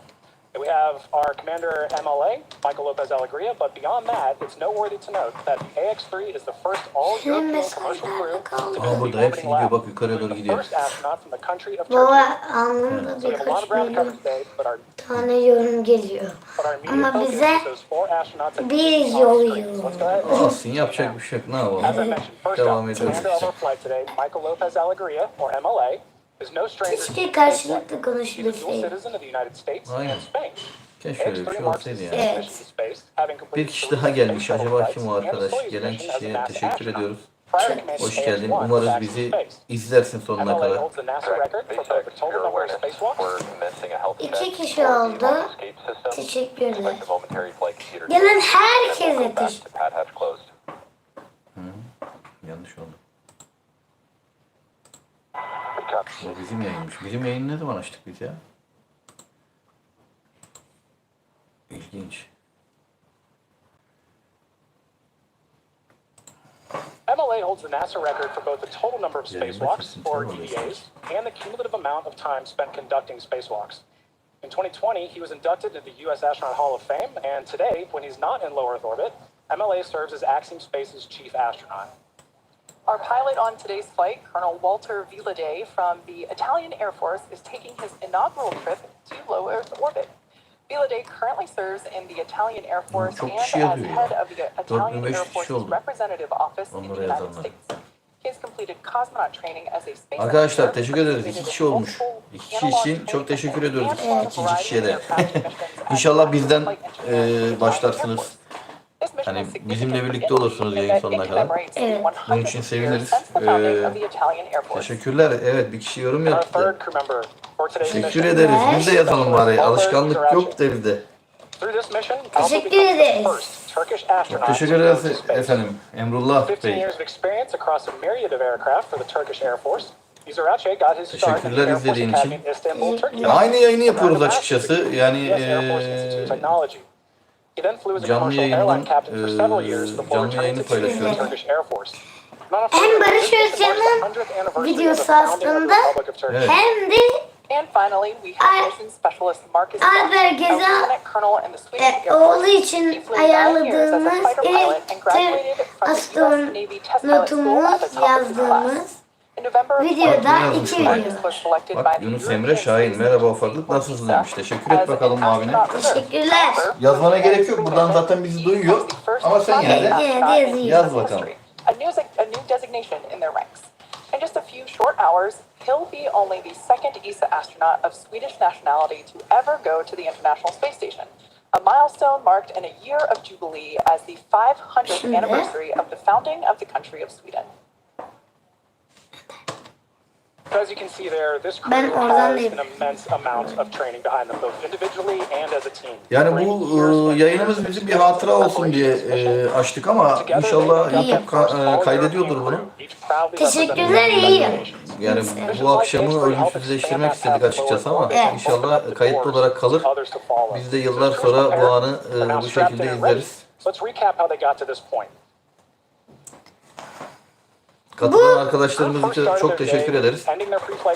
Bu bizim için, diğer ülkeler için küçük bir adım ama bizim Türk Millet için, Türkiye için. Türkiye için büyük bir adım. Evet.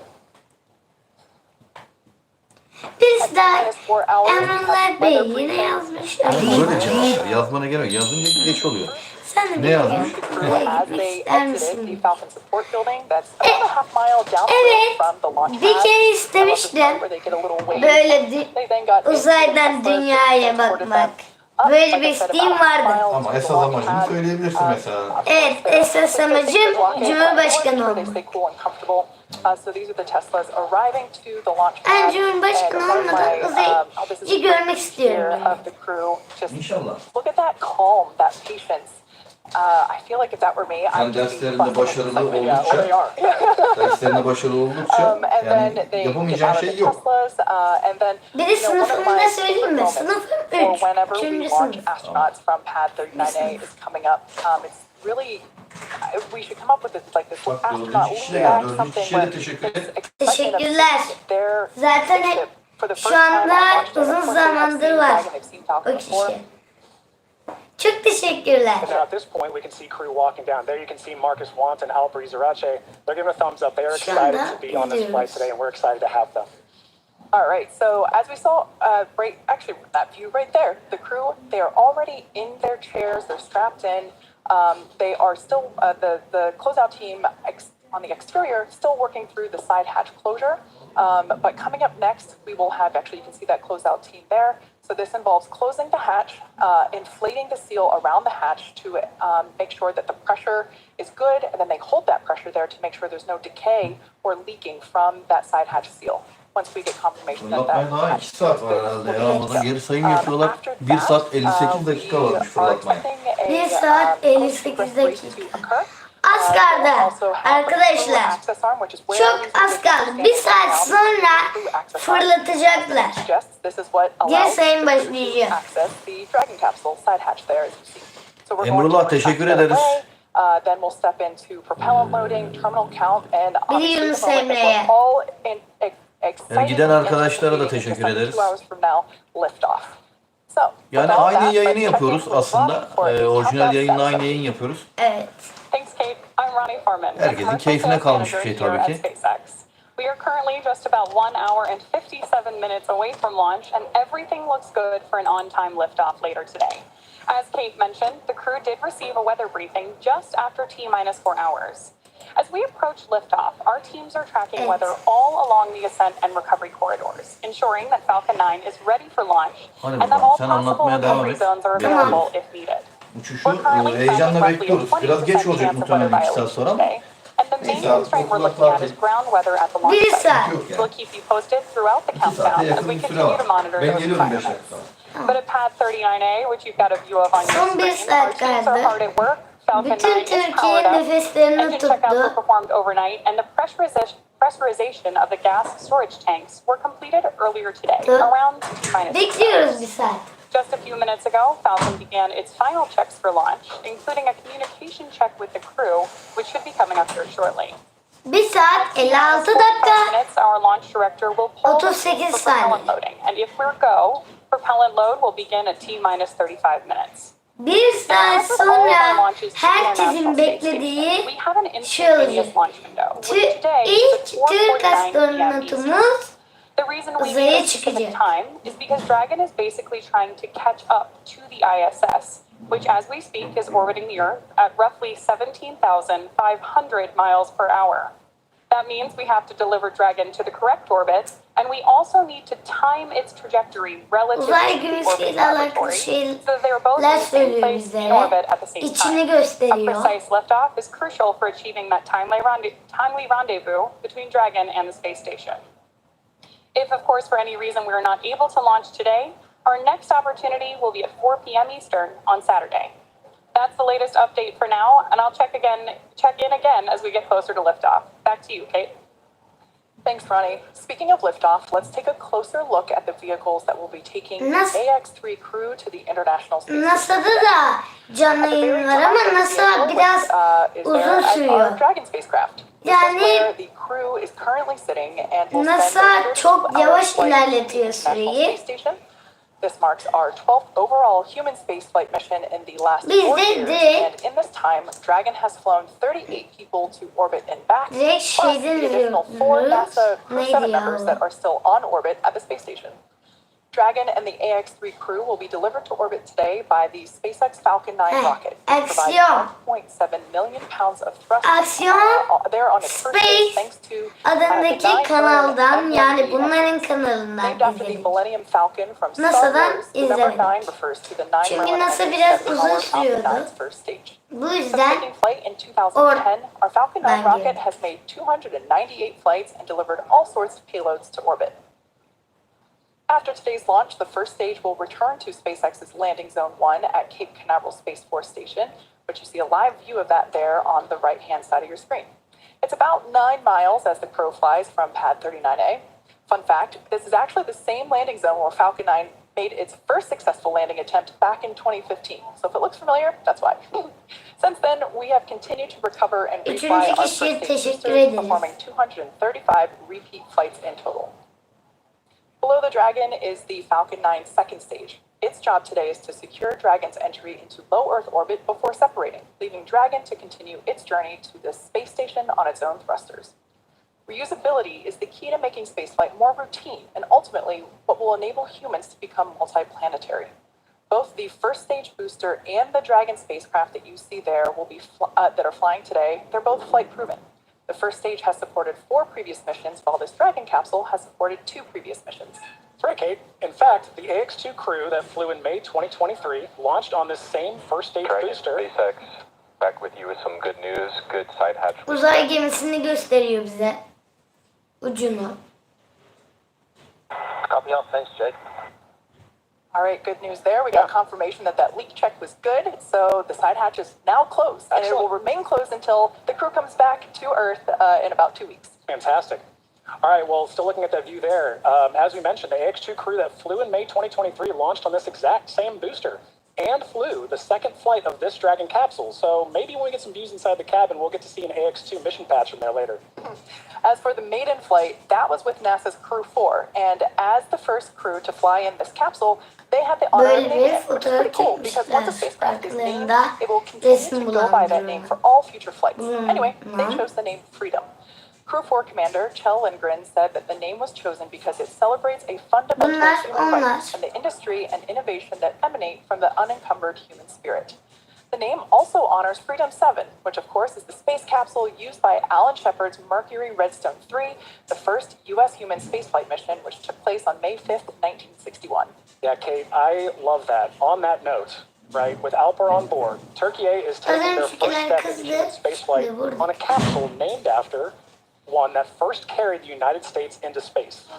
It feels like such a poignant underscore to this historic event for the people of Turkey. Absolutely. Now, speaking of Alper, let's talk about the training and that he and all the rest of the AX3 crew have completed in order to be prepared for this mission. 1 saat As you 51 might imagine, dakika. astronaut training is extensive. Gelmeden sonra düştü. Crew members' roles Olsun. to learn Teşekkür ederiz yine de herkese. protocols, ISS Evet. systems, and Bir kişi daha geldi. and outreach Teşekkürler. activities that they'll be conducting in Hoş space. geldiniz. Hoş geldiniz Private diyeceksin. astronaut training Hoş geldiniz. is rigorous. Altogether, the AX3 crew spent Gelen about herkese 35 days hoş training geldin. inside Dragon. To prepare them for flight, our team İzleyen has her Fırlatmaya 1 saat 51 dakika var arkadaşlar. and how to live in microgravity. 1 saat 51 We also dakika. use our Dragon training capsules to run simulations of ascent, ISS Saniyeyi and re-entry. tekrar Training program söylemeyeceğim includes çünkü nearly çok hızlı 100 değil. different lessons covering all aspects of the flight. The team also spent time at the launch pad in our suit-up room and working through emergency procedures that would be necessary in the unlikely event of a pad abort scenario. Right, and beyond these efforts to get to and from station, this crew also spent months training for life on orbit. Living and working in microgravity presents its own set of unique challenges, and skill-specific training flows and simulations help ensure that when crew crosses that hatch, that they're ready to Uzay maximize their time on tarafını orbit and o accomplish their tarafını mission objectives. gösteriyor böyle. Not only did they need to be certified by instructors at NASA, JAXA, ESA, and ax3 Dışını Space, but gösteriyor. they also needed to train with the Uçacağı ax3 Space yer. Operations team, who will help them conduct their on-orbit events. Ultimately, this team supports crew 24/7 for the duration of their mission. In order to best facilitate this level of coordination, ax3 Space has leaned on the lessons learned of those who have flown before and built a team that is capable of tailoring a mission to the specific goals of our customers. As we know, every mission is unique. For AX3, the Italian Air Force, the Turkish Space Agency, and ESA each have their own specific mission objectives for their respective crew members, and together, we are ready to ensure that they meet those goals. Here's a look at what it takes to pull off all the training and rehearsals together to facilitate a successful Axiom mission. The intention is to space. What will do that? Suddenly kids in Turkey might see the world differently, and they might see their possibilities of what they can do with their lives differently because they see a countryman flying in space. We want to enable outreach events. We want to enable science. And part of that is having the support personnel on the ground to be there in real time, working with the astronauts as they go and execute those specific things. So this is the Axiom Mission Control Center, or we like to call it MCCA. And this is built to allow the Axiom Flight Controller team to execute private astronaut missions. We also give our Arkadaşlar bu videoyu görmese bile görüşürüz. Yorum açık olsun demek istiyorum. Out from their mission, we do onboarding at Axiom to show them what our team's all about, introduce them to all the people that are going to be helping them on their journey, and then for the next few months they go between NASA training centers and JAXA and ESA and our vehicle provider. It's a bit of putting pedal to the metal immediately once they get here, and then they're literally shot from a rocket. 2, 1, and liftoff. Go Axiom.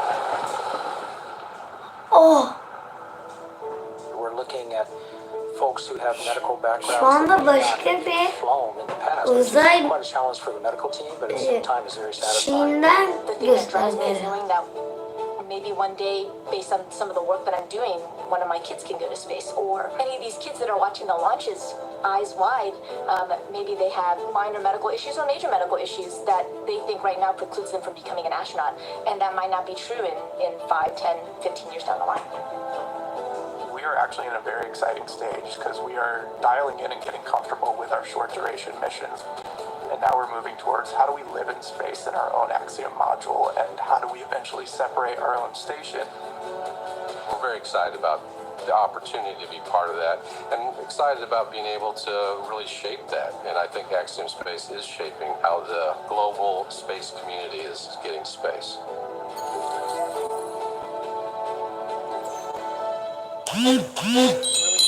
Truly a fascinating time for spaceflight. Kate, as you know, it takes a village to pull this kind of thing off.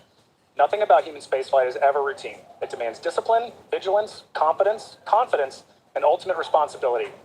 And we have a responsibility to our customers, our partners, and the world to demonstrate that we embody those values of human spaceflight, to show that this is what we do.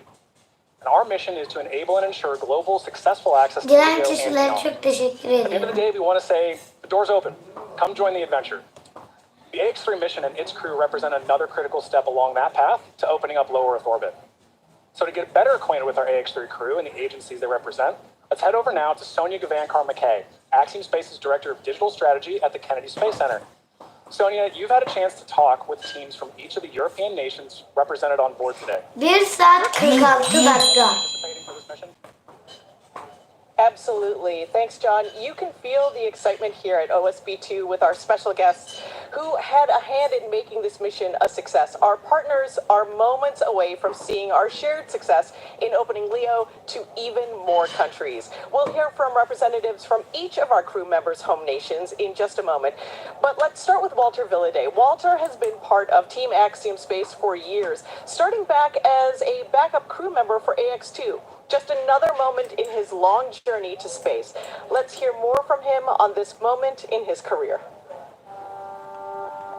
On the Air Force flag, we have 3 words: Virtute Desiderum Tenus, with bravery to the stars. Those words still are in my head, especially now, because they were a really strong motivation to me to keep going. The most difficult part is not to become an astronaut, it's being an astronaut. It's be patient and waiting your time. It's not the same for everyone. Tamam o şey o For our barışözcan canlı yayını. family, they've been along with me through all over this journey. Bizimki Took buradaydı. almost 12 years to get to this point. After so many years of waiting, they really see this opportunity, this mission as, hey, that you in the end really make it. I am Colonel Walter Villaday, Italian Air Force, the AX3 pilot. Evet arkadaşlar. 2 kişiyiz. Mesaj şu anlık gelmedi. Join the Air Force when I was around Olsun. 19 4 years beğenimiz old. oldu. Italian Air Teşekkürler. Force Academy was a kind of Fırlatmaya turning 1 point saat to me. 45 dakika I was kaldı. the right person at the right moment in the right place, and I had the opportunity to begin the first space İzleyici sayımız 2. Air Force.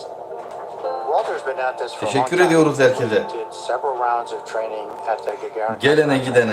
En son So he is no stranger to en son 4 kişi aynı anda gelmiş. Was deployed in Russia for Evet, en son 4 kişi aynı anda just to gelmişti. go through the Teşekkür entire ederiz. cosmos Bakalım kaç training. kişi daha var. It's very interesting. Bakalım bakalım It's gelen var. completely, I guess, very unconventional path, but really fascinating.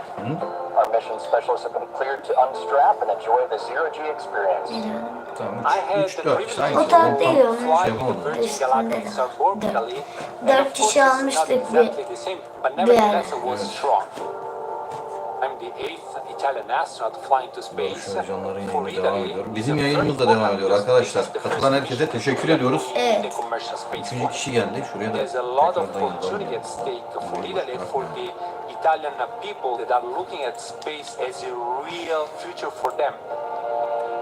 Boş This bırakmayalım. clue is amazing, and it's not just a pure İzleyenler yazabilir arkadaşlar sohbet yerine. I'm Evet. learning from all of Kim them. geldi, kim I gitti? hope to bring, of course, Görelim. positive in these interpersonal relationships. Ve The onları friendship is görelim. it's an amazing gift. I really hope that this mission can inspire the Italian young generation to look at space as an opportunity and to believe in their dreams.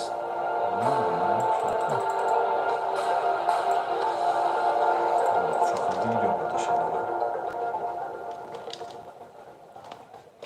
I'm joined now by Colonel Domenico Antonacci, who is here with the Italian Air Force Space General Office. Thank you so much for joining Bu us. akşam Türkiye'nin ilk astronotunu uzaya yolluyoruz arkadaşlar.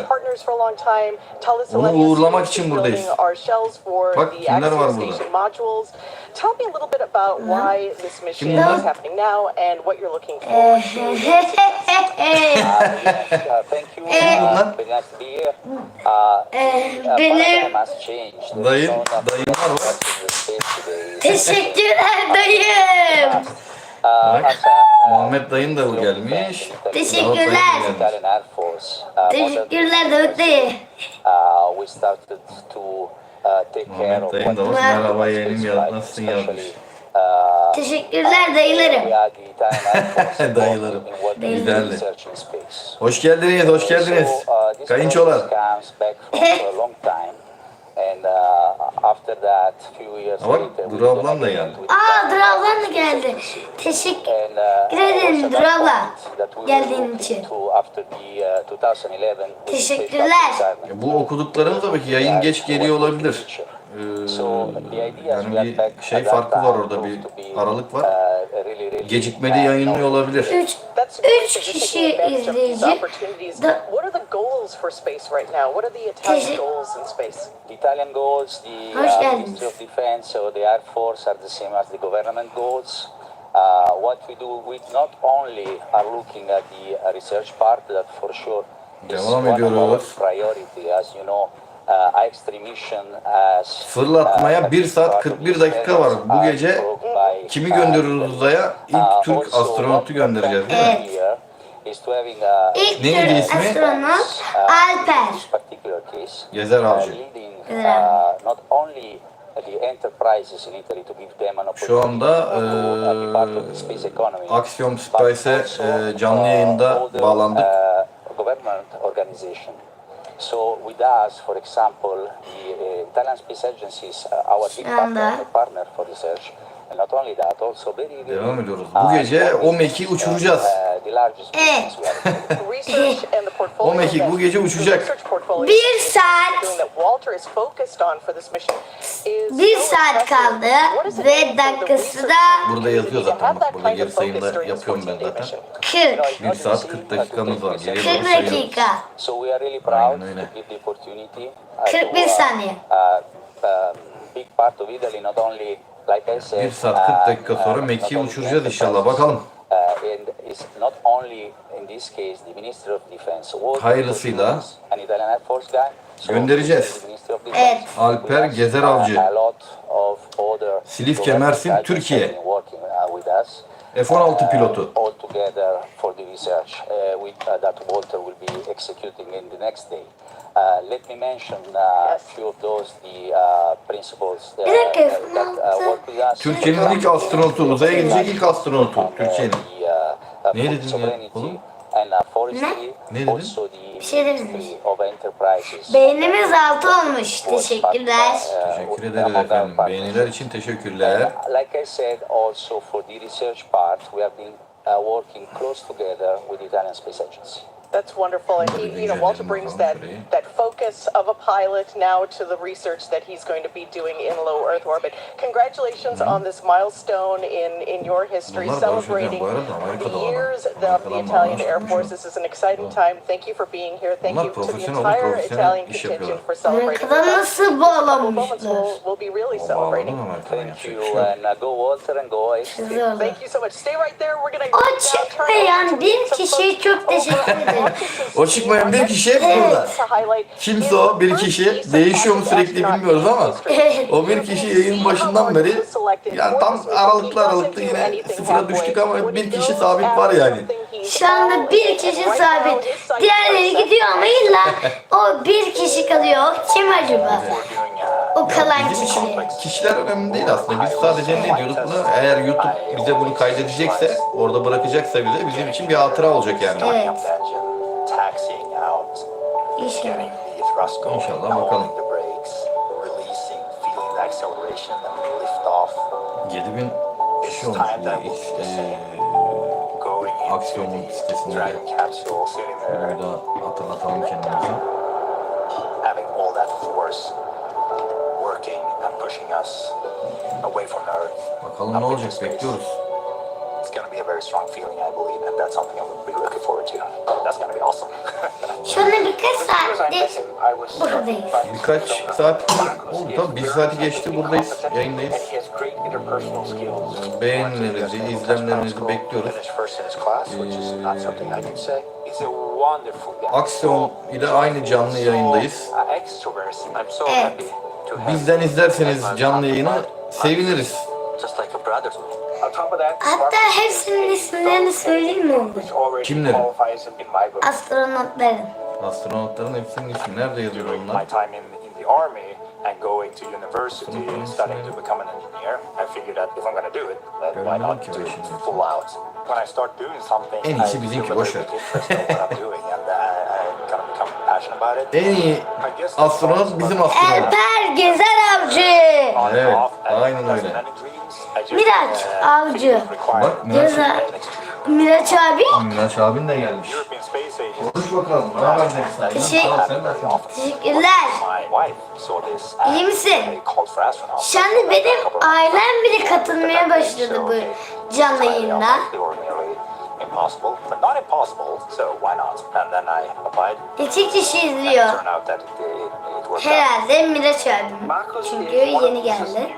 Project astronauts, which means that he's been hired to take advantage of these new Çok teşekkürler. that commercial space Miraç abi, Dağıt'tayım, Dura ablam. That's one of the Muhammed Odin dogs to ravens. Odin sent them out to fly around the world and gather and bring back knowledge. The other raven is Hugin. That is the name of Andy Mogus's mission being up in space right now. So now Moonin will fly up, meet Hugin, and we'll together orbit Earth and get that knowledge back. The idea of a project astronaut and being a part of that together with 1 saat 36 Axiom dakikalı. opening up that Ben de iyiyim Miraç abi. Sweden is in there. 1 saat That happened, and that makes me proud. 36 dakika 6 saniye. Bir saat sonra I'm joined now by Daniel başlıyor. Newswander, Director of Human and Robotic Programs for ESA. Welcome, another exciting moment and milestone in Swedish history and ESA history. ESA just launched this reserve astronaut program. Tell us why that was something that you augmented your programming with and what it's done for the success of ESA. Taha'ya This reserve İyi günler. are in fact talents Yatağa girecekleri muhtemelen. selected out of over Ama 20,000 applications. And when onun bile teşekkürler. they can become project astronaut as Marcos today. And I'm really excited because it allows us to do more space activities. It allows us to serve ultimately more member states of the European Space Agency. So as a reserve astronaut, Marcus had like a 2-year window, right? This is very fast to be going up into space. What was that timeline like for Isa and for Marcus? So first, let's recall, he has been selected in November 2022. We are now in January 2024. It hasn't even been 2 years, right? Space Center, it's 1 year and 3 months. Yeah. It's so exciting. I think it shows that we can really be fast. We can really be fast when we want. I should also thank all the actors who made it happen because it really required an alignment of the planets, literally. Let me first start by thanking Sweden, who took the decision to finance this mission. Let me thank industry, who made it happen, Actum notably, but ultimately also my team, because there is also a big scientific program behind the mission of Marcus. Yes. And his training for him.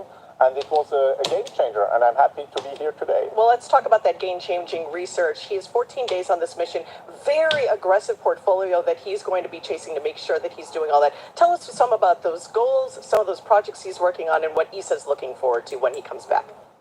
So first and above all, our main objective is to bring forward science, very clearly. We have multiple disciplines here. It starts, for example, with bone health. To give you one example, it goes then over to technology demonstrators. İzin ver tabii. İzlesin. Discipline, human physiology. 1 saat 33. Material science, up to technology. 1 saat 33 dakika. Miraç abi. 20 experiments which will be done Evet. Rica ederim yazdı. Şu anda sanki yazışma grubu gibi yazışıyoruz öyle. Güzel işte bak ne yazdı? And Marcus Yayına has yazmış. such enthusiasm and such energy. Bak So of büyük bir course, heyecana sizi people who are going to be demiş. tuning Taha in ile for that birlikte bak. educational Taha ile outreach will birlikte be, izlemiş. of course, inspired Ben onlarla by biraz this konuştum journey and by the burada. work that you're all doing. What is the next step for Isa? Where are you going next İzin in vermiş o. this private astronaut İyi missions hadi and bakalım commercial ne projects? olsun ya. So first of all, Bekliyoruz böyle bu anı, yani bu Türkiye'nin ilk astronotunu biz de bir canlı yayınla böyle bir ölümsüzleştirmek istedik. Bakalım ne olacak. İnşallah YouTube kaydediyordur, bize de bir hatıra kalır oğlumla bize. Evet. Vallahi 2 saate yakındır buradayız herhalde biz. Evet. 2 saate yakın oldu. Bayağıdır.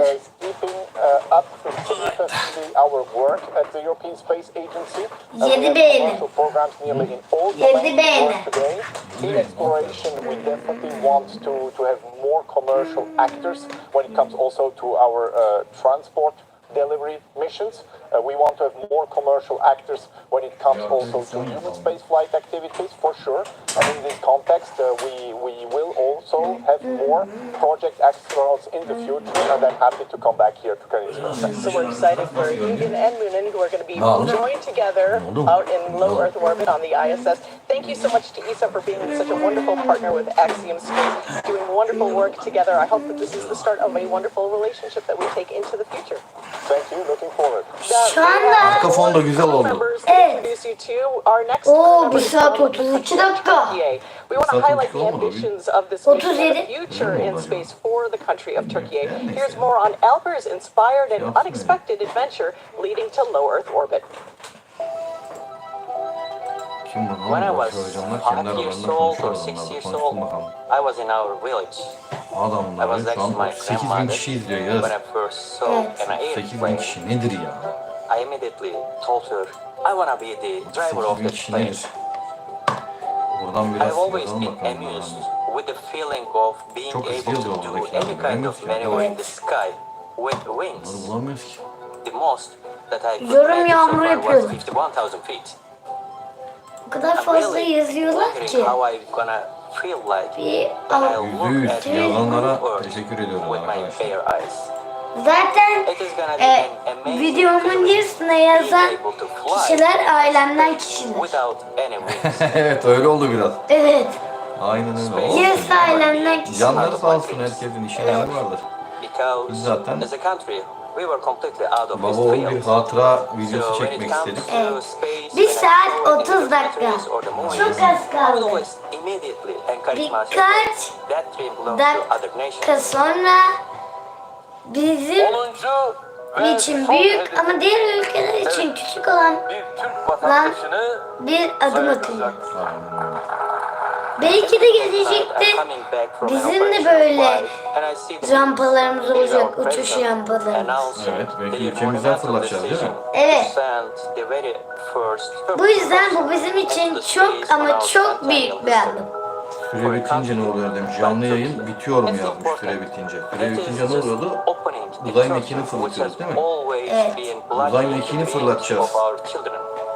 Yayın Gökyüzüne. Uzaya ilk Türk astronotu göndereceğiz Miraç. bitmiyor yani Miraç yani. Yayınımız bitmeyecek. Tabi fırlattıktan bir süre sonra artık uzaya çıktıktan sonra uzay mekiği. Ondan sonra yavaş yavaş bitiririz. Zaten 1,5 saat sonra biraz da geç olacak. Evet. Saat 1'i geçecek herhalde o fırlatılana kadar. Bekleyeceğiz yani. Bu anne biliriz daha 11 falandır, 12 falan olur. 12 falan olur. Very humble, but it's very precise. 23-20. Şu andaki saat. Cultures, our backgrounds are similar, so our language was easy to find. My name is not important. The important thing for the people is to remember that their country has been determined enough to be able to step into the future. To be able Bakalım ne olacak? to the limits of the sky. Şu anda 11:20 saat. Şöyle yanıma 23 derken uzak kalmışsın sen.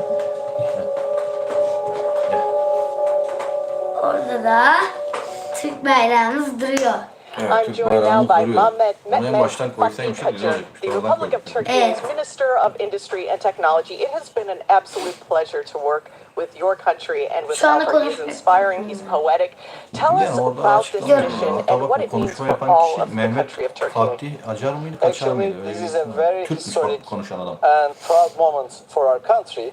And it's also a testament to Ama our İngilizce nation's konuşuyor. Tabii ki advancement İngilizce in konuşuyor science bu and arada. technology. Çünkü It's kadın the first Amerikalı. manned space mission of our country. And I think that this is not only a significant milestone in the history of our country, but also a very strong source of Alper inspiration for Gezeravcı. Turkish children and youth. Now, the country of Turkey has been involved in human space flight in Şu anda research Cumhurbaşkanımızla category alakası for over yok. 30 years. We've been Olmayan doing bir all this şeyi aggressive research in space and low Earth Cumhurbaşkanımız orbit. göstermiş. Tell me about the research that Alper is going to be continuing and what kind of portfolio of opportunities that you're going to be working on over the next 14 days. Actually, as Turkey, we are very experienced in space technologies. We are developing and manufacturing our own satellites, our own observation, and also communication satellites. And also we can develop and produce the rockets to reach the space. But when it comes to manned space missions, it's now the very first time for us. And this mission will be also a scientific mission. Bu ilk canlı yayın değil mi? Evet. Conduct 13 different Ama saati söylersen 21:40. All experiments are 21.40'da açtık yani Evet. 9.40 geçe açtık. and we think that İlk defa böyle bir şey yapıyoruz. O da hani bugün böyle bir şey olduğu için, özel bir gün olduğu için açtık ama ileride belki açabiliriz yine böyle ara ara. Ama bir kere böyle bir dakika tamam yazmış. Bir kere ne yapacağız biliyor musun? Ne yapacağız? Baba şöyle bir video çekelim mi? Nasıl bir video çekelim? Böyle canlı yayın olsun. Ama böyle ne olsun biliyor musun? Arada bir konu olsun. Tamam olabilir, açabiliriz. O konuyla alakalı muhabbet edebiliriz seninle. Bir gündem meselesi olabilir. Atıyorum Beşiktaş maçı olur, Fenerbahçe maçı olur, Galatasaray maçı olur. Maçlar hakkında konuşabiliriz. Filmler hakkında konuşabiliriz, oyunlar hakkında konuşabiliriz. Her şey hakkında konuşabiliriz ama. Evet. Sonuçta burası bizim kanalımız. Böyle canlı yayınlarda çekebiliriz. Hatta olur ya bir gün mesela abinlerle böyle gideriz, orada da bir canlı yayın açarız. İzlenir izlenmez. Biz canlı yayını açarız, konuşuruz, muhabbet ederiz. Bir hatıramız olur birlikte, hep birlikte. Güzel olur yani. Developed and again manufactured by Turkish scientists and engineers. Yükseliyor. Şu an sadece galiba bizim Miraç izliyor. Başka kimse izlemiyor galiba. Herhalde. Millete söyleyelim ya, Ramazanlara da haber versin. Ramazanlar okulda mıdır? Gerçi onlar okulda yani. Ramazanlar okulda. Well, you're doing wonderful work. You've accomplished so much. It's been a pleasure to have Berat abine de you, haber Alper, ver. the entire country. Miraç oradaysan Berat abisine de bir haber ver bakalım, o da gelsin. Evet, o da izlesin. Thank you so much and go Canlı yayına to katılsın. the country of Turkey. Congratulations. Şu an aslında başta bütün aileyi topladık. Aynen öyle. Indeed. We have one Biraz öyle more oldu. crew member to introduce you to. Bütün aile geldi is böyle. our commander, Michael Lopez Alegria. He is Dört the dayıma commander da of this historic teşekkür AX3 ediyorum. space flight mission. He is Taha an ile icon izlemiş. and we are proud to have him Talha leading the way. öyle. Evet. 1 saat 25 dakika. Uçuşun başlamasına. I feel truly blessed and lucky to have had this career path. This is a dream come true. This is somebody Evet, 1 saat who has 24 gotten dakika. to play at the major league Arkadaşlar level fırlatmaya 1 saat 24 dakika 20 kaldı. years after retirement. It is still the most Ne 24'ü 29. incomparable experience 24 mi? you can imagine. Oğlum 24. Oraya bakmayacağım, buraya bakacağım. Michael Lopez Bizim Alegria, canlı yayınımıza born in bakmam Madrid, lazım. Spain, grew up in Orası California, gecikmeli geliyor arka been a naval taraftan. aviator since 1981. Are you ready to know about Mike? 24. Since he was one of the most 23. experienced Az kaldı. astronauts in NASA, being Ama 1 saat de çok uzun ya. Still being humble and 1 saat. Uzun, ne yapalım? Oturacağız. to fly with him, Bekleyeceğiz. Aynen öyle, bekleyeceğiz. from him. O mekiği bugün fırlatacağız. Evet. military crew, having someone that's keeping that down a little bit, keeping it formal is very important. We are so lucky, we are so privileged to have the most experienced person of NASA and its history to be leading in our mission. 3, 2, 1. Ignition. Stop. Go Falcon. Go Dragon. Godspeed. Axiom 1. I think it's my duty to try to warn them about what it's going to feel like, especially physiologically, because I want them to be prepared for that. But as far as experience goes, I just want them to have it. To soak it up and let it go through their pores and feel what it's like. The AX3 guys are super solid. I am learning alongside them. We're learning together as a crew. I want them to feel like we're all in this together. I think we're constantly redefining access to low Earth orbit, and we do that by opening the door to individuals, but also to nations. Nations who, like Turkey, have never had an astronaut in their history. These are important steps. They're great milestones in really opening the aperture to allow more people, more researchers, more institutions have access to space. I'm Michael Lopez Alegria, and I'm commander of AX3. Az Bey, ne yapıyorsunuz? Sana atıştırmalık getirdim. Boş boş. Gitmez. The AX3 crew has been a pleasure to support. It's been an inspiring Yine biz journey to izleyeceğiz. watch as Michael Lopez Alegria's leadership really takes the Yine biz lead. bize kaldık. They learn together, and I think all of our Ne yapalım, partners yapacak bir şey yok. are really, I want to thank them for helping us learn more about each of the astronauts and their countries and their missions over the last couple of minutes. From the whole Axiom space team, we send our own well wishes. Go AX3. Ronnie, back to you. We are currently T-minus 1 hour and 21 minutes away from launch as the AX3 crew awaits its 4:49 p.m. Eastern liftoff from Launch Complex 39A at Kennedy Space Center. Right now, the all-European crew is safely inside the Dragon capsule, and the side hatch is closed for flight at around T-minus 2 hours and 19 minutes. As we heard a few minutes ago, we've already gotten a good call-out that the hatch leak check was successfully completed. We're standing by right now for a post-ingress crew briefing, which should be held sometime in the next few minutes. That's where we'll give the crew any important Evet, updates fırlatmaya about 1 saat 20 dakika kaldı arkadaşlar. Bu gece o fırlatılacak o. Fırlatılacak. 12'yi fırlatacağız. Right now, our closeout crew is doing final preparations. Next up, at T-minus 45 minutes, our launch director will pull the team for propellant load. Just a few minutes later, the crew arm will begin to retract, and a few minutes after that, at T-minus 39 minutes, the launch escape system will be armed. Propellant load should then begin at T-minus 35. So far, it has been a smooth countdown and everything is on track for an on-time liftoff a little bit more than an hour from now. With that update, I'll hand it back to you, John. Thanks a lot, Ronnie. Okay, as we watched the video earlier and we heard, this mission really represents 3 very different paths to this moment for this whole crew.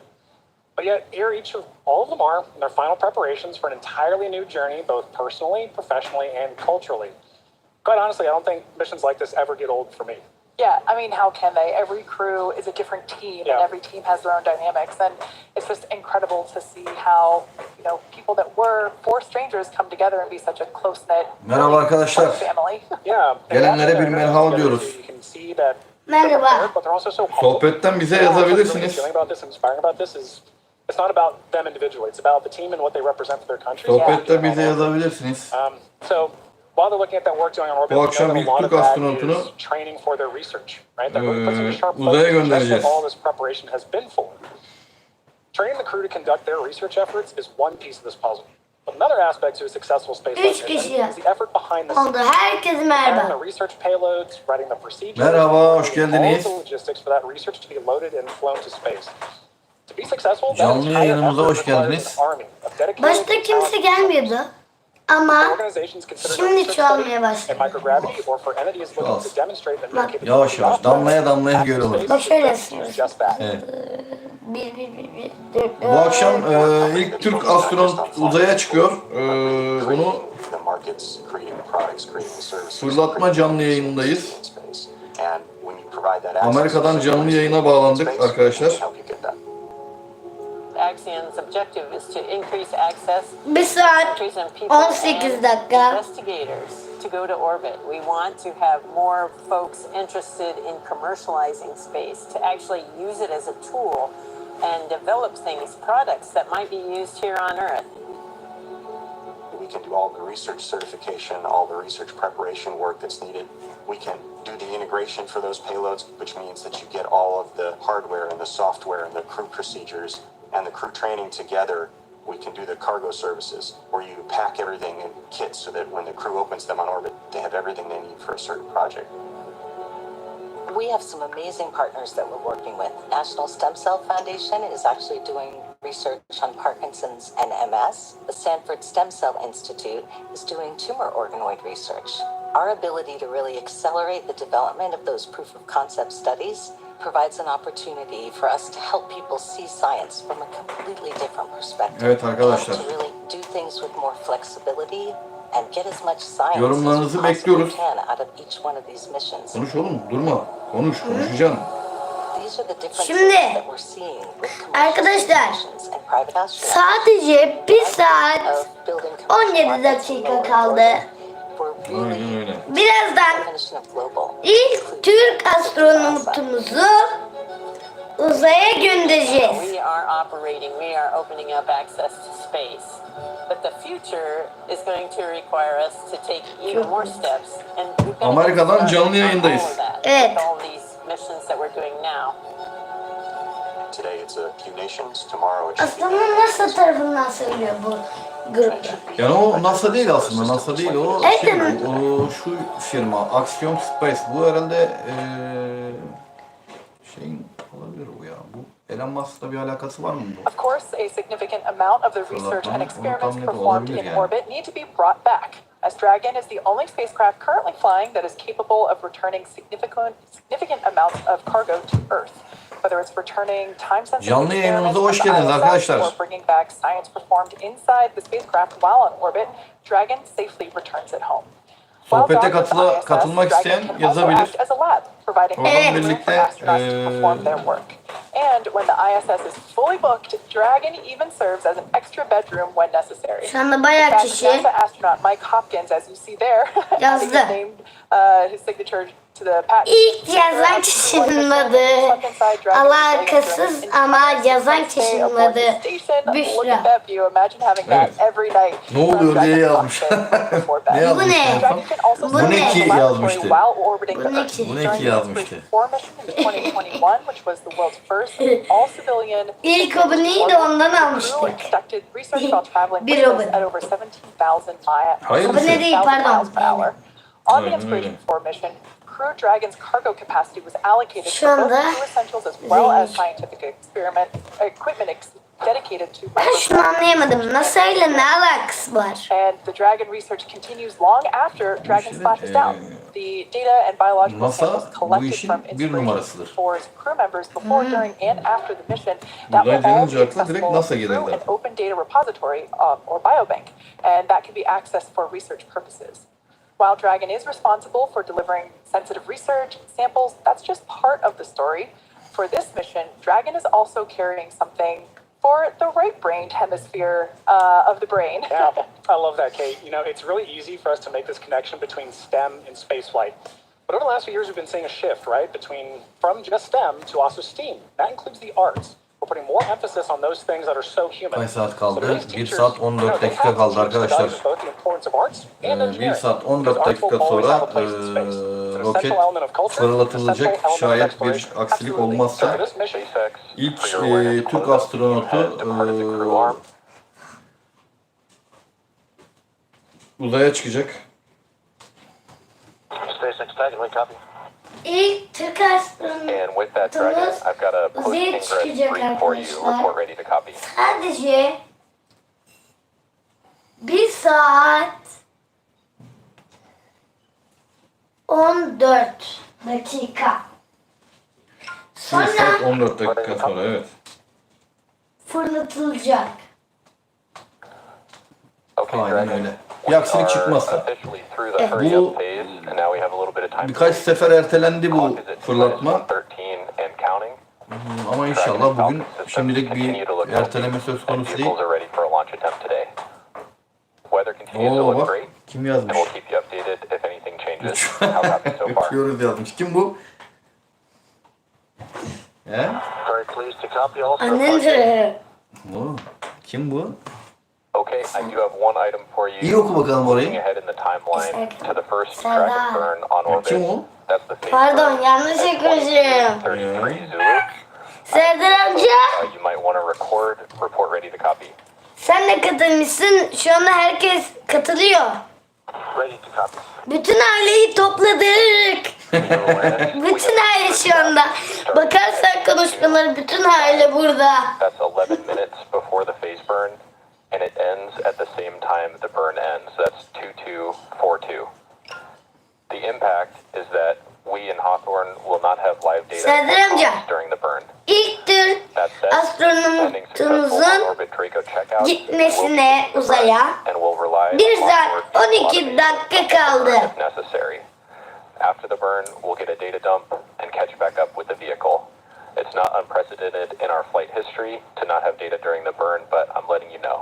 How copy? Çalışıyoruz oğlum burada çalışıyoruz.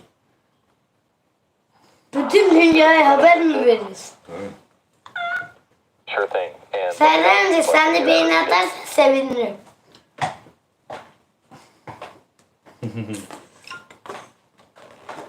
Son hızı 1 oldu.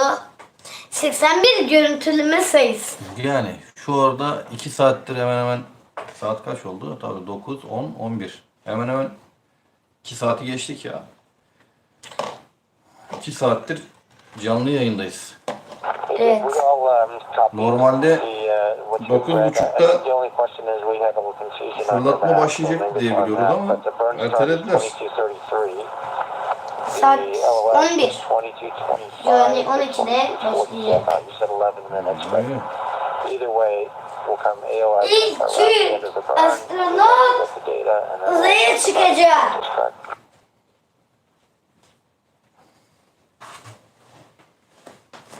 Bekliyoruz. Bakalım. Amerika'dan canlı yayındayız şu anda arkadaşlar. Amerika'dan canlı yayın yapıyoruz. Canlı yayın başlattık. That's my mistake, and explains the 11-minute gap then between 25 and 36. Bir şey anlamıyoruz tabii ama. Ya İngilizce konuşuyorlar. İngilizce anlayan anlar. Yani ona bir şey yapamayız. Okay, that's all I had. Any questions from the crew here for the team? Ya altı yazı kullanırlar ondan sonra onları yazıp Türkçe'ye çıkarır. No questions. Aynen öyle. Copy all. Uçuyoruz Serdar, uçuyoruz. Bu gece uçuyoruz bu gece.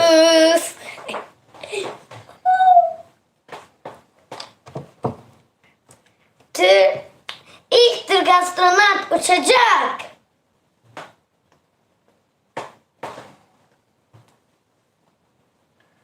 Uçacak. Onu uzaya bu akşam uzaya göndereceğiz birlikte. 1 saat 10 dakika kaldı. Crew briefing. That's the opportunity for SpaceX Core, which is the crew operations resource engineer, to relay any important information. 1 saat inside 9 dakika. We do this every launch, and that was actually a great example of why we do this and like the structure of those briefs and communication. So RP1 bleed has started. Jake Vendel, the SpaceX core today basically was saying really good news. Everything is looking healthy on both vehicles, Falcon 9 and Dragon, and the weather looks great. Right? That is music to our ears on launch day. He also gave the crew an update on the timeline regarding an expected loss of signal right around the phase burn, which is one of the burns that Dragon performs in order to reach the International Space Station. And you heard Core say how copy, and then crew basically processed that information and said, wait a minute, we have a question. And so I thought that was a really good example of why we do what we do whenever we have these back and forths, because sometimes something is misread or something is not understood, and it's absolutely critical that we have clear communication Şu anda 8 on the same page and as expected. So all in all, really good posting. Like I said, all music to our ears. So everything is looking good for our liftoff in just under 1 hour. Arkadaşlar, let's see, we're looking at şu anda 1 minute and 45 seconds. That's a perfect recap, Kate. For something like that really emphasizes we're going to get yazmış ya, o Emrullah'tan sonraki full benim aile. Arkadaşlar, full benim aile. Direkt benim aile bulmuş yazmış. So here's how our future is taking shape. Merhaba. There's sort of two philosophies in aerospace. One is sit around and think about requirements and think about what you want to build, or you build something, you test it, you figure out what works, you build another generation. We really believe at Axiom Space. Son 1 dakika, 1 saat 8 dakika. Prototypes. We sit and think about what we want to build for a little bit, but then we just go 1 saat 8 dakika. Kaç dakika dedin? 1 saat 7 dakika. 8'de 7 oldu. Birazdan sıfır olacak ve 60 saniye daha geçtikten sonra training hardware, flight hardware. Axiom was created to build a space station. That's exactly what. Uzaya çıkacağız, uzaya. Uçacağız, uçacağız, uçacağız. We're still on target to launch our first module at the end of 26. The vessel is undergoing welding at Talislani, our partner in Italy. They're some of the largest forgings in the world. There's only a couple places in Europe that could even forge some of the pieces. The pressure vessel will arrive in Houston, and then we'll do all the final outfitting at our spaceport facility. And in the 50-year history of space flight in Houston, it will be the first human-made spacecraft ever built in Houston. Our teams are building all the other things. The life support system, guidance and navigation, we're building our own propulsion system. Our philosophy is to keep as much engineering in-house as possible. Yine anlık bir izleyiciye düştük. O bir kişiyi bulacağım. O bir kişiyi bulacağız. Bulacağız o bir kişiyi. Temizle gitmiyor arkadaşlar. Ve 1 saat 6 dakika. Yürün gel. Şu anda uzay gemileri gösteriyorlar, kimya bir şeyleri gösteriyorlar. Neyse ne gösteriyorlar. That lead to medical breakthroughs, material breakthroughs, and leads to a better world for everyone. It's the ability to produce the highest quality of parts, materials, biological media, in an environment that is nearly pristine. behind us is the Earth Observatory. We will fly it as part of the third module that goes to the International Space Station. And then the International Space Station robot arm will actually move it and position it underneath HAV-1. So it will have this fantastic view of the Earth through the largest space windows ever attempted. This is as close as you can get to actually doing an EVA in space. Bir saat We talked about the overview 5 effect, where dakika. crews come back and see the world in a different sense than they did before. And I think this is where you can really contemplate that whole experience. AX3 is one of those learning opportunities for a multinational crew to work together in space. This is exactly how we envision Axiom Station to operate, where you have people from all over the world. Merhaba, ben geldim. Life as a community in space. 0 kişi. Bir kişi. I'm inspired by the work this team is completing. It's just a wonderful feeling seeing so many people excited about O bir kişiyi bulalım bu.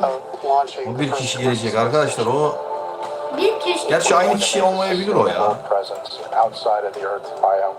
Yani o bir kişi aynı kişi ise yazsın arkadaşlar. Yayının başından beri bir kişi sürekli orada. Yani değişiyor mu değişmiyor mu bilmiyorum.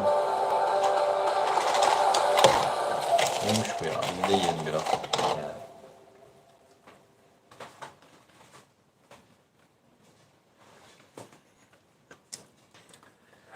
Bir saat 4 dakika sonra bu fırlatılacak işte bak. Bu uzay mekiği uçacak.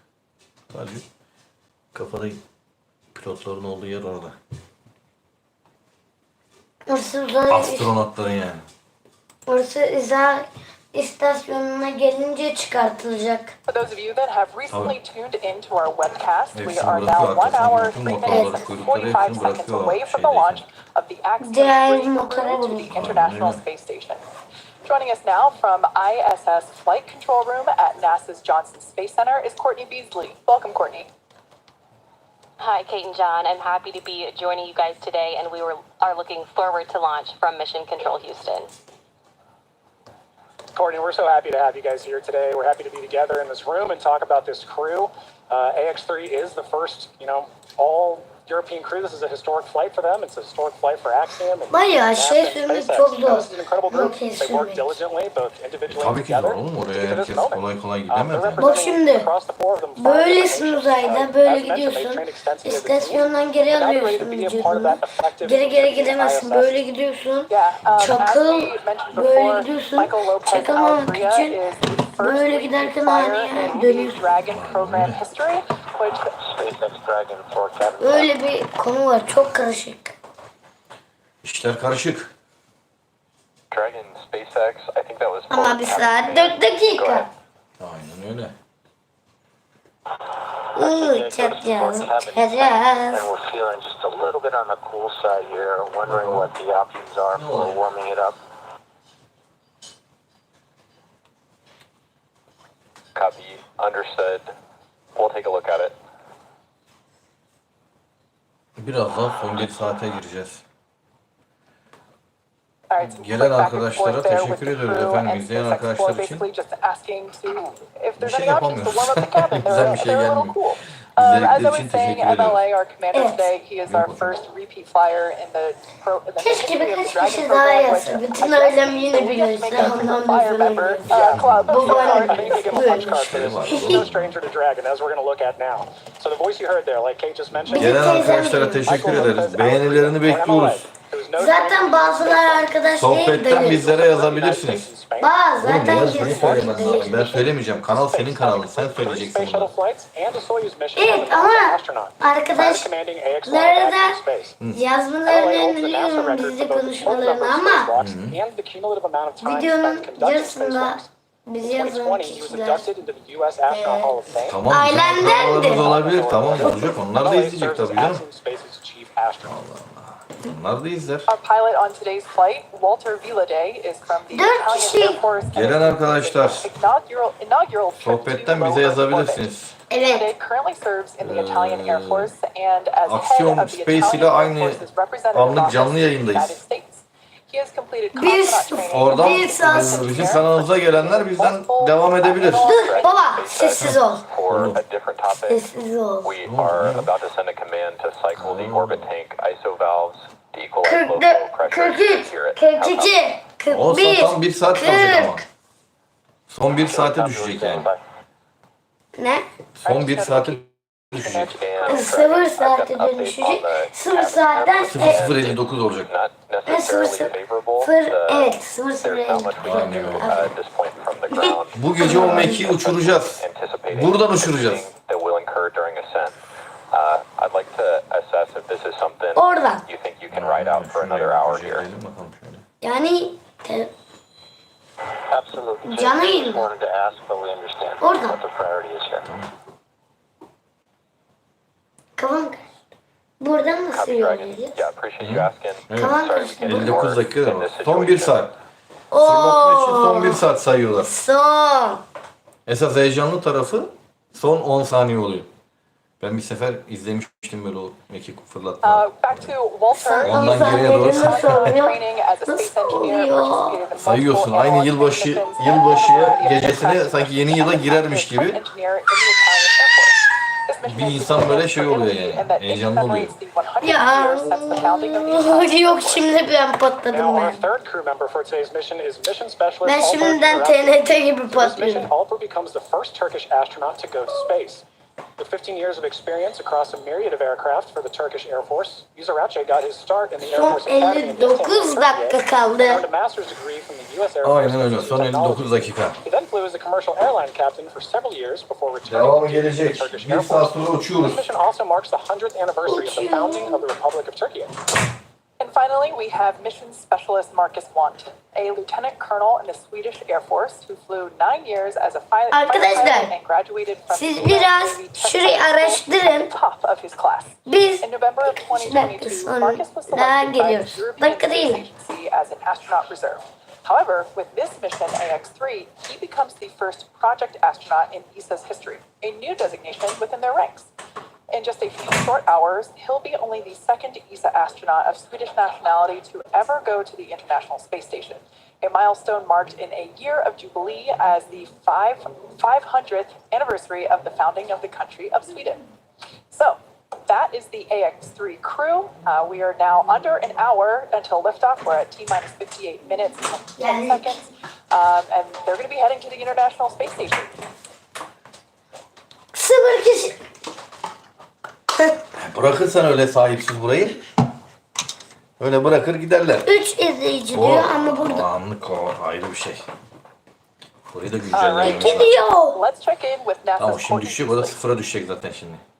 Thanks, Kate. I'm here in the International Space Station Flight Control Room at NASA's Johnson Space Center for teams staff this Az kaldı. on the clock to monitor the crew and systems aboard the orbiting laboratory. And Son 10 saniye that the patlayacak. station is ready to receive Dragon and the AX Patlayacağım. Since NASA opened up the space Patlayacağız. station for commercial activity in 2019, Hepimiz the agency has patlayacağız. continued to work with private industry to prepare for the future of 89 low kişi Earth gelmiş orbit. bizi izlemiş. Now, Yani az da olsa izlemiş. Girmiş çıkmış yani. no longer be a Teşekkür provider of Girmiş low Earth çıkmış orbit girmiş çıkmış. destination, İyi but ona to da be a şükür yani. customer, Yapacak bir şey yok. one of many purchasing commercially owned and operated Dur 4 kişi Bak şu an to ensure this path up fırlatmanın tomorrow, we olacağı have yer to bak. work together Bunlar today, fırlatmayı enabling kontrol eden private kişiler. astronaut missions on board the space 57. station helps us to refine and mature the processes needed for the future, with NASA astronauts working side by side with private and national astronauts in a new age of science and Ama discovery. dayanmalıyım. And we take this next step together as we continue countdown to launch the AX3 crew to the International Space Station. Now, it's an incredibly busy time in low Earth orbit and beyond, and NASA wants to scout the moon before returning astronauts. So next month, it will send several science experiments aboard Intuitive Machines' Nova C lander, which will launch on a Falcon 9 rocket. Tekrar. NASA is working with several American companies to deliver science and technology instruments to the moon through CLIPS, the agency's Commercial Lunar Payload Services Initiative. One of the companies is Intuitive Machines, which developed and built the Nova C lander. Nova has 6 NASA experiments studying things like how sunlight charges the lunar atmosphere and how dust and gas particles will be affected by the spacecraft's landing on the moon's south pole. Çok güzel bir şey. Its arrival on the moon would be the first robotic landing for the U.S. since the end of the Apollo Arkadaşlar, program in 1972. son 10 saniye Help NASA understand the moon's environment and patlayacağım. available resources ahead of crewed Artemis Şöyle missions. gibi. Program will land the first woman and the Evet, first bir kişi person daha killer geldi. on Ona the da lunar teşekkür surface, ediyoruz and then efendim. eventually send astronauts to Mars. Hoş That's your Artemis Moon geldin. Minute. Dur sen bir Bak görüntüleme. ikinci kişi geldi. Teşekkür Teşekkürler. ediyoruz. Gelen kişilere de teşekkür ediyoruz. And you can watch Herkese live coverage teşekkür. of the Ay, historic yine. landing on NASA TV and NASA Plus. Now let's check back in with John and Kate in Hawthorne. Masa. Thank you so much, İşte Courtney. uzay var. It's such an exciting future we have to look forward to, and it doesn't really feel that far off. Every day behind us, all over the country, back in Houston, there's more happening to bring about this vision. Yeah, that's right. Even as we speak, SpaceX teams are preparing for our upcoming launch of the Intuitive Machines Nova C lunar lander, known as the IM-1 mission. This will be the first SpaceX-provided launch of NASA's Commercial Lunar Payload Services Initiative, a key part of NASA's Artemis lunar exploration efforts. And down at Starbase, Texas, we're continuing to build, test, and fly Starship, the world's most powerful launch vehicle ever developed. It's a fully reusable transportation system that will transform how we access space because it's designed to carry a massive amount of cargo and large numbers of people to Earth orbit, the Moon, Mars, and beyond. We completed 2 flight tests last year, one of them you see here on your screen now, and 2024 is lining up to see even more Starships take flight. We're still in the testing phase, but things like flying rapidly, full system reuse, and on-orbit refilling will be key to building and staffing a viable moon base. And right now, we're gearing up for Test Flight 3, currently targeted for sometime in February. We're also building a second Starbase launch tower, which visualization you see there. That will further increase Starship's flight opportunities. And this is, I love this. This is so cool looking. It's not that far off in the future. With our Starship Human Landing System, or HLS, we're part of the global team with NASA and companies including Axiom Space that will put astronauts back on the moon under the Artemis program. First, we're going to fly, and fly often on flight tests, one of which will be an uncrewed mission all the way to the moon. This will take place before the crewed Artemis 3 mission, which will be the first human expedition of the moon surface since 1972. Dur rastgele atıyorlar bence.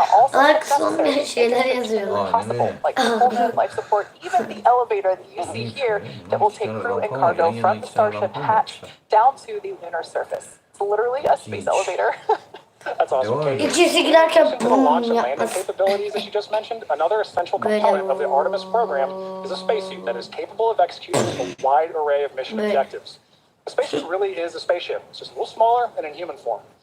So, in order to develop a lunar spacesuit that meets all of the objectives for Artemis, Axiom Space is building the Axiom Extravehicular Mobility Unit, or Axiom-U, Our next generation spacesuit is built to provide greater flexibility İçim yazmışım ama içimsin. Bre. Ayağım mı çeklemiş were not possible 50 years ago. We've also put a strong emphasis on modularity, meaning that the Axiom-U suits will support a wide range of body sizes and types. From the hand-built soft goods to the life support, advanced avionics, and communication systems. This entire Axiom-U system is built with integrity and care from head to toe. And I'm truly honored to say that I'm a small part of that amazing team.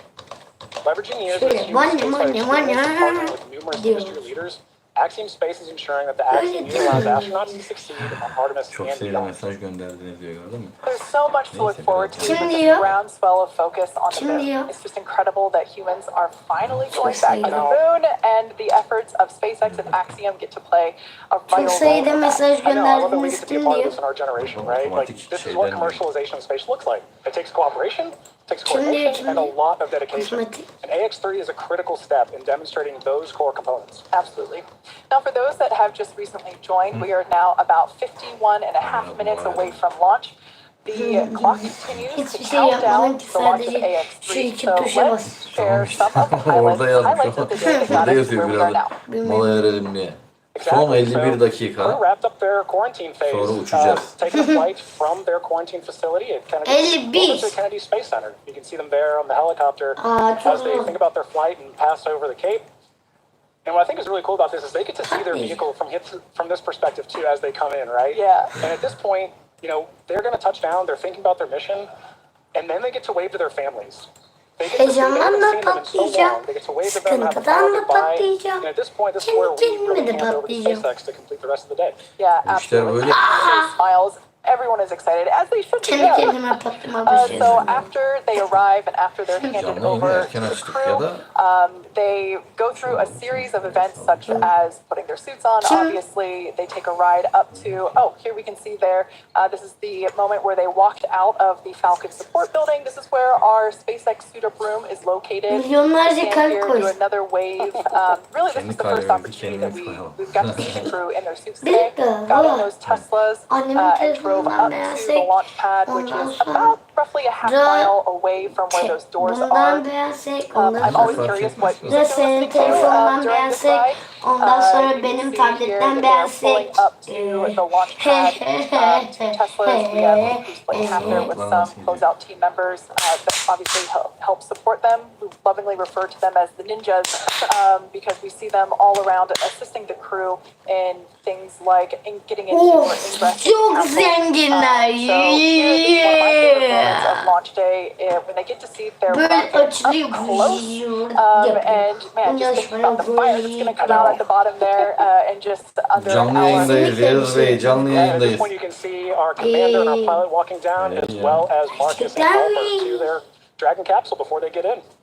Yeah, so at this point in time, that side hatch is closed. We had the post-ingress crew briefing, and we heard great news. We heard that the weather is looking good. I think the exact words were weather is great, everything is healthy. So both Falcon 9 and Dragon vehicles are ready to go to space. Yapacak bir şey yok. Zaten bu saatten sonra pek fazla kişi de gelmez bizi izlemeye.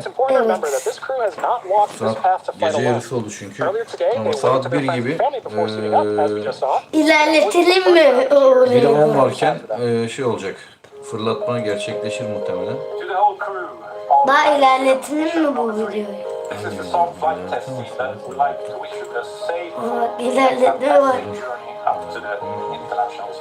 What? Hello from Turkey. Have a safe space flight. Good luck. Ciao papà, buon viaggio. Siamo con te, amore. Siamo tanto orgogliosi di te, papà. Ti vogliamo bene. Ciao. Greetings, Commander Mike and AX3 crew from your ASTM family here in Philadelphia, Pennsylvania. Your dedication to exploration and discovery inspires us all. Sevgili Alper, iyi yolculuklar.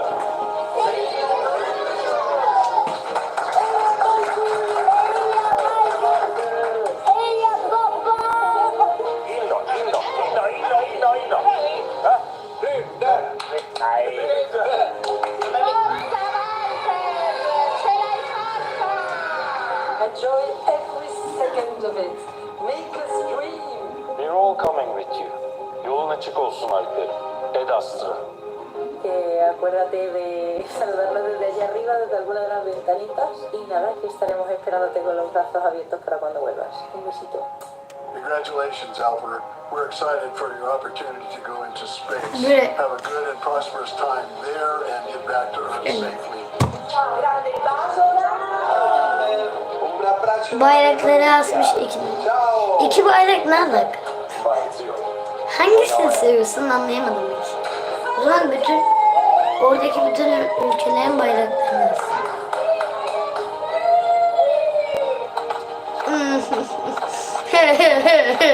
Az önce.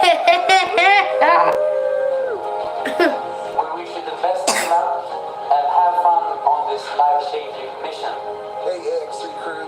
Listen, you guys are about to have a lot of fun. Okay. Be sure you get in the cupola a lot. Call home. Actually, call all your friends. And just be sure you tie your sleeping bag down well. I ended up somewhere else one day. It was a hoot. Anyway, have fun. Ad Astra. Enjoy. See you when you get back. 46 dakika. Pretty wise words from John Schaffner there from AX2. Yeah, it's just so fun to see everybody's cheers. Space really is for everyone.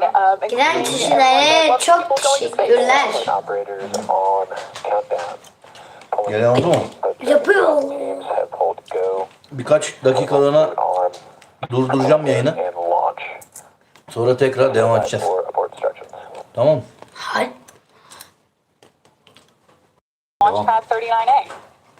So now the range continues to be go for launch, and we're monitoring the clearance area around the launch pad as well as air and sea space around the flight corridor. Even though we have been keeping an eye on some possible storm cells near the launch site, the conditions are predicted to be acceptable for launch. Downrange landing zones, if needed for an escape, are also go. Now, the full retraction of that crew access arm is expected to take about 2 minutes and will be followed almost immediately with the arming of the launch escape system. Crew arm retraction is complete. There is confirmation that that's complete. Arkadaşlar. And with that, I'll hand it back to you, Kate. Thanks, Ronnie. As we heard, the crew access arm is now moved out of the way. It is in its launch configuration. This is one of the last physical changes to the pad that we will see prior to the liftoff of the AX3 crew. The next milestone that we have coming up will be arming of the launch escape system. SpaceX, with that, you are go for Section 6, close visors, and arm launch escape system. SpaceX Dragon. 43 dakika kaldı. All right, so right now the crew is activating the launch escape system.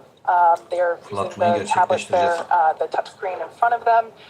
This system is the first of its kind escape system. Provides the escape capability all the way to orbit. It is our Yarın karneler var. Closed Army launch escape system. Değil mi? Copy. Yarın karneler alacağız.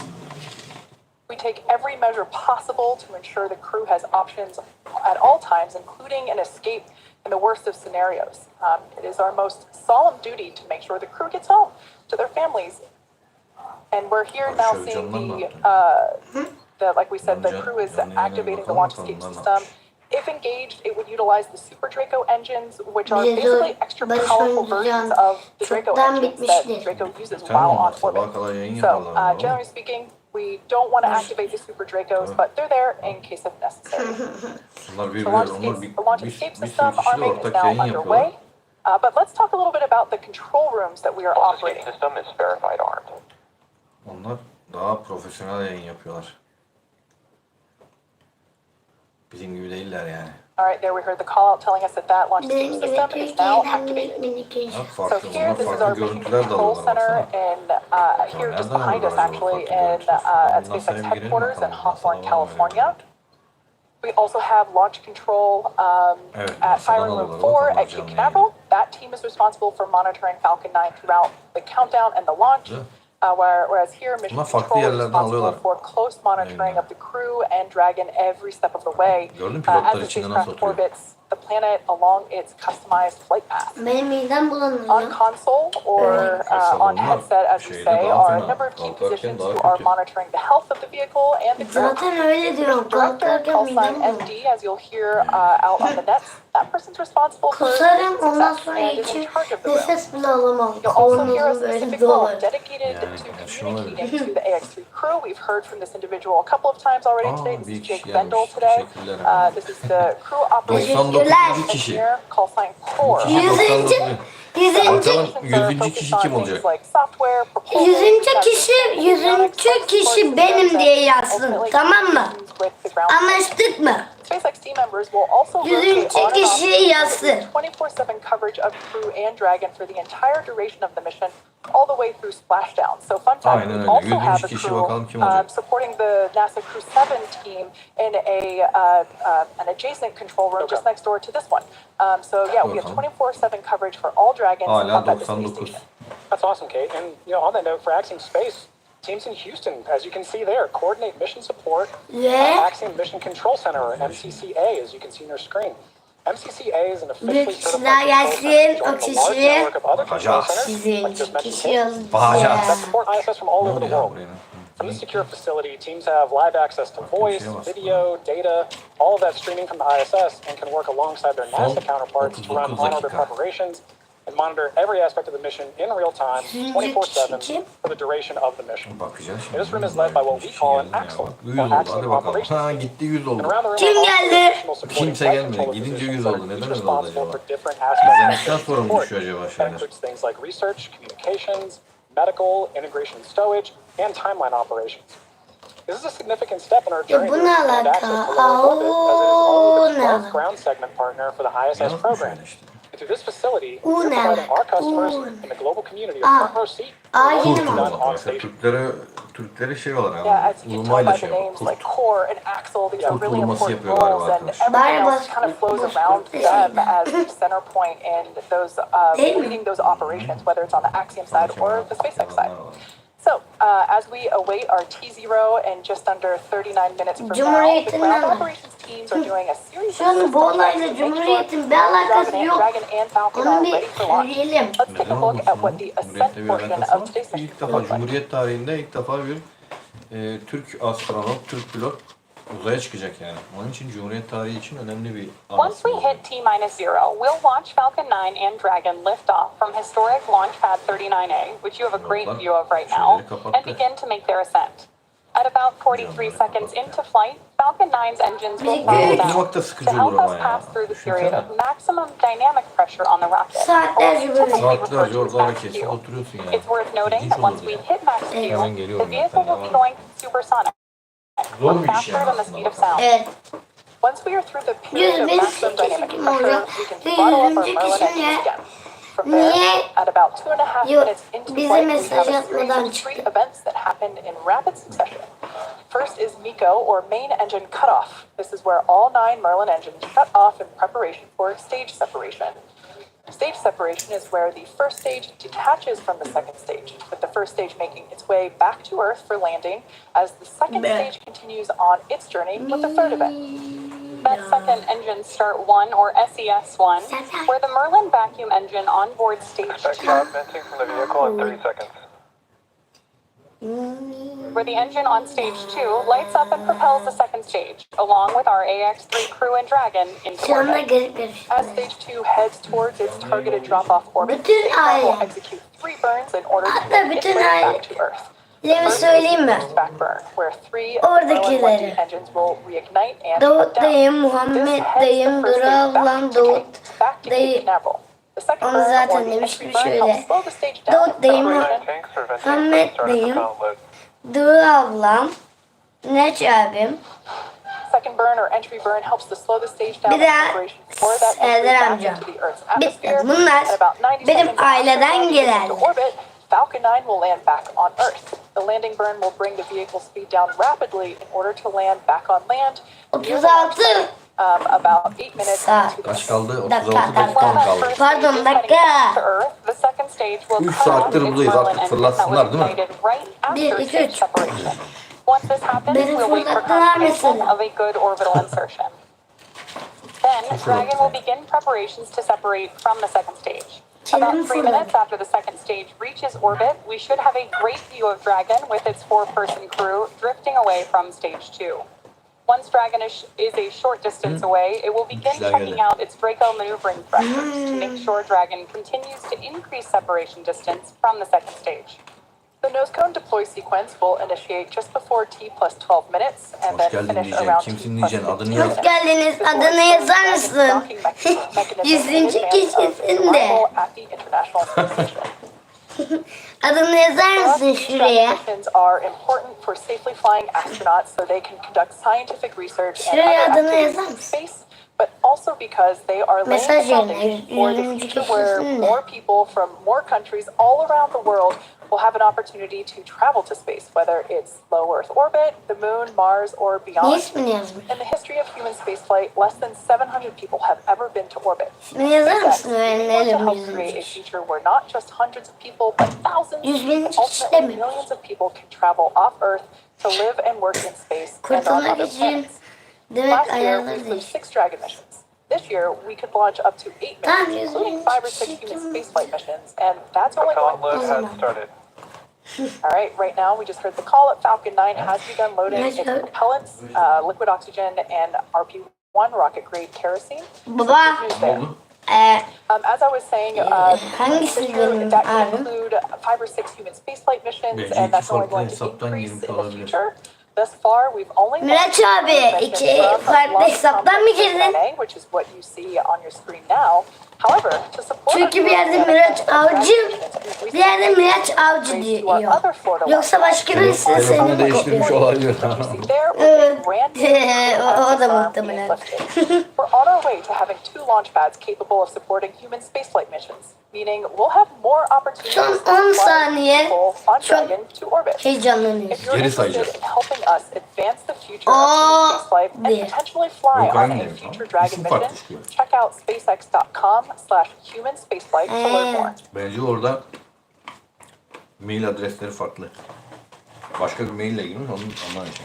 All right, so ismini değiştirmiş. let's talk a little bit about the training that the crew has gone through in order to be ready for this mission. Tamam. Altogether, the Axiom 3 mission crew spent about 35 days training inside Dragon, and crew Ya members 33 dakika benim için çok fazla. specific to their roles, Niye? learning SpaceX protocols, ISS systems, and Canım preparing for the science and Ya. outreach activities. Oğlum 3 saatte canlı yayın yapıyoruz. 3 saat. 3 saat. Harbiden. Is rigorous. Patlayacağım birazdan.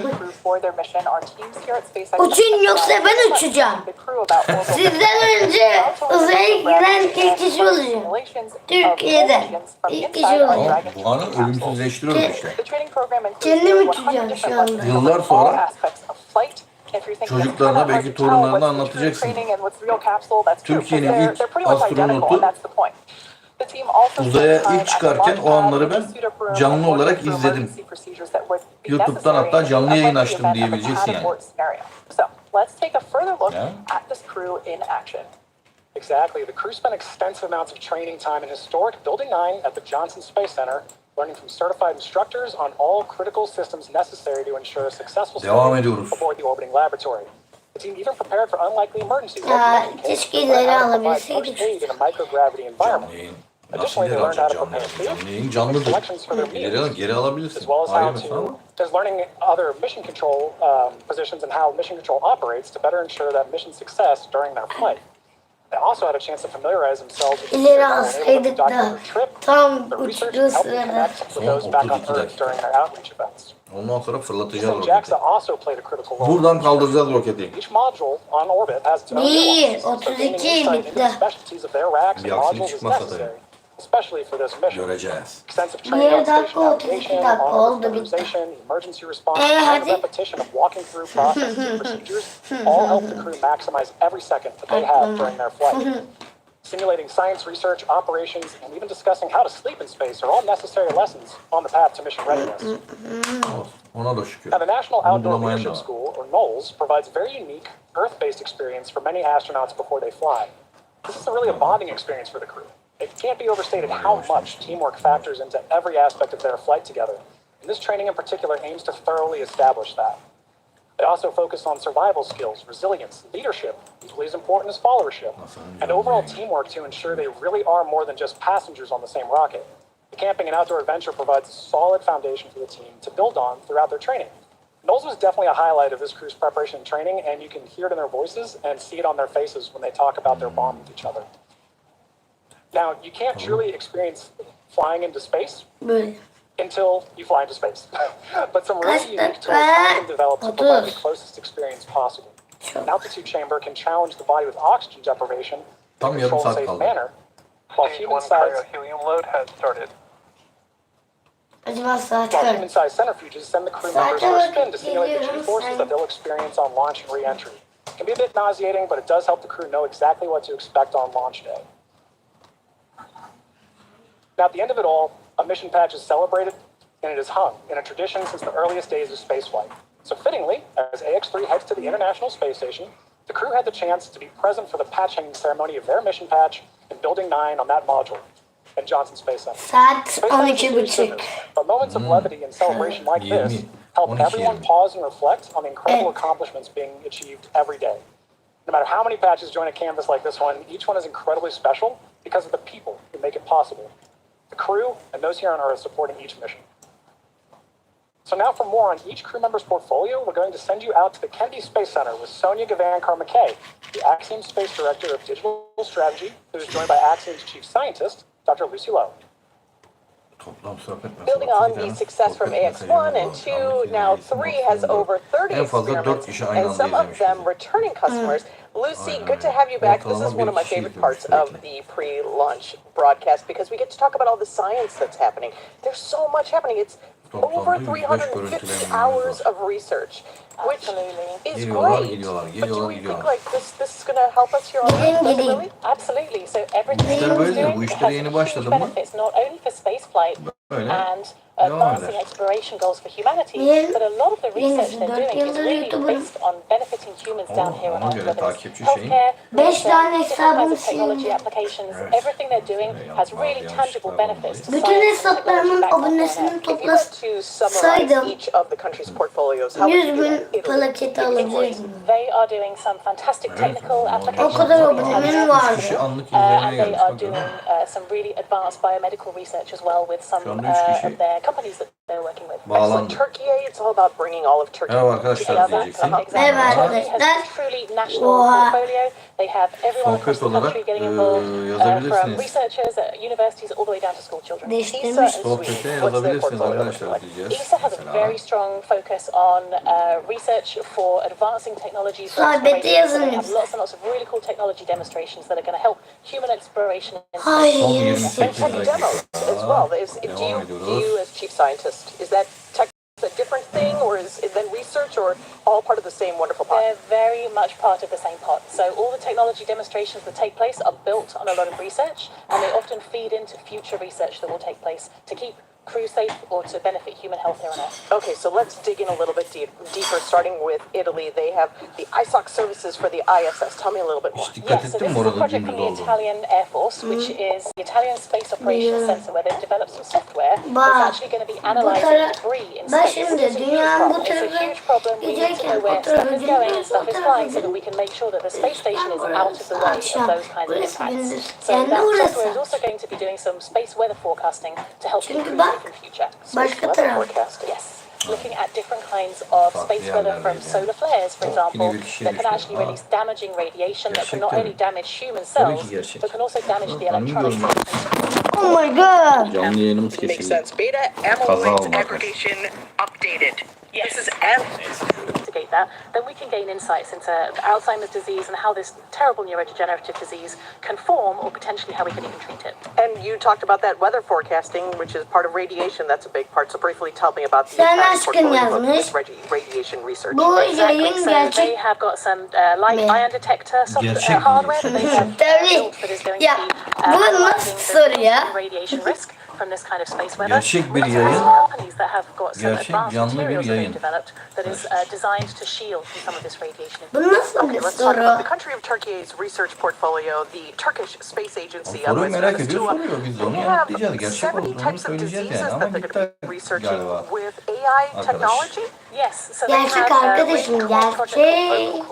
Which has developed, it's an easy-to-use telemedicine application where the crew actually cough or speak or make vocal noises into an iPad for recordings, and the AI software is then actually able to analyze that and can be used to detect or diagnose infectious diseases, potentially even cardiovascular diseases in the future. Wow. Very cool. Partnerships are a big deal with Axiom Space. All of these countries are partners with us, and Turkey is working with JAXA on one of their research projects. Tell me about that one. Exactly. So they're working on a very cool project using the JAXA's electromagnetic levitating facility, where they are melting and then resolidifying some metal alloys in a way that the metal alloy floats in space. Wow. So which helps us understand more about the molecular structure of these alloys and helps us understand more about materials research, that we can then take that knowledge and apply that to industry back down here on Earth. And ESA in Sweden, looking way into the future, their research is focused on humans in long-term space situations. Tell me about their research projects. Exactly. So one of their projects is called Orbital Architecture, which is a really fun one.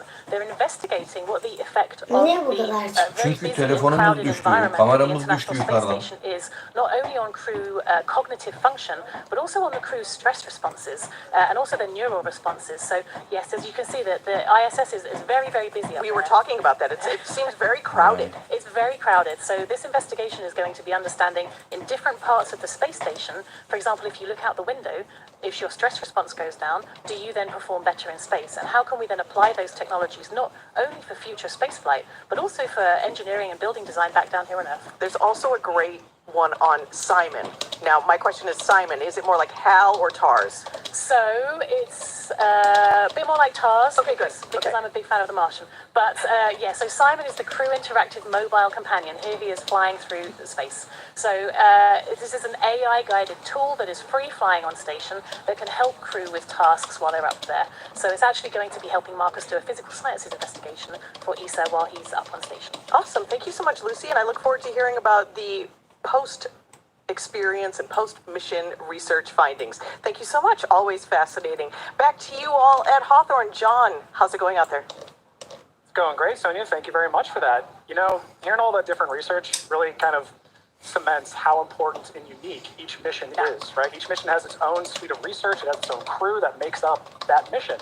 And mission patches really are a way of showing that symbolism and showing how unique that is, right? So they end up everywhere. There's one in that Dragon capsule. There's a few in that Dragon capsule now, I think, right? Oh, yeah. But they end up in white rooms. They end up on orbit. They end up on laptops and notebooks.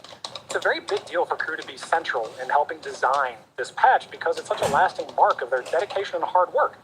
And the AX3 crew has put their mark on spaceflight history with the AX3 mission patch. All 4 astronauts are highlighted by their names, a star, and unique graphics for each nation that they represent. With the commander, Michael Lopez Alegria, holding dual citizenship, 5 national flags mark the top edge. The destination, the International Space Station, is the anchoring element in the middle. And interesting to note, the ISS resembles pilot's wings. So it should be no surprise, given that all 4 members are indeed pilots. Along the bottom of the patch, we see the mission's motto, the phrase Plus Ultra, in Latin meaning further beyond. So together, all of this builds on the mission's theme of exploration and its slogan, exploring further without borders. Yeah, like you said, they do end up everywhere. My personal favorite place is there inside the capsule. There's 2 patches in there, one from the Crew 4 mission and one, of course, from the AX2 mission, which also took this capsule to space. So I think it's safe to say that we're going to be flying so much that we are going to potentially run out of space for patches. From on the back of the seats, maybe. Yeah. Now, the SpaceX teams have teams all across, or SpaceX has teams all across the country supporting our missions in key roles, and they're in key locations, such as our mission director, our core or crew operations and resource engineer, which you see there on your screen now. And these people are very important.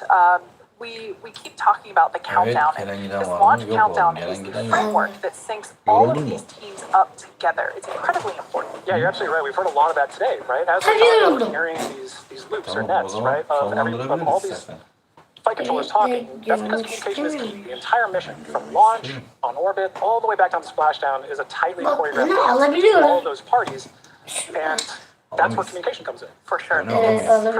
Precise communication specifically is paramount throughout the mission in order to be successful, not just for today and on the way to the station, but continually for the next 2 weeks, all the way through splashdown. Like I mentioned before, we have another team supporting the capsule that's on station for Crew 7. So yes, it's all the way through until the mission is complete. Exactly, and highlighting that communication, you see those 2 teams just on your screen there. Those are 2 of the many that work together. So to help facilitate that call, Axiom Space is connected with that entire network of participants through MCCA in Houston, our Mission Control Center at Axiom headquarters. That's what you see on the right there. And from SpaceX, NASA, and other international space agencies and researchers, we can talk together.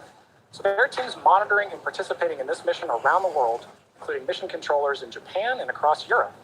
When you all add it up, it really is a truly international endeavor. Yeah. Now, speaking of international,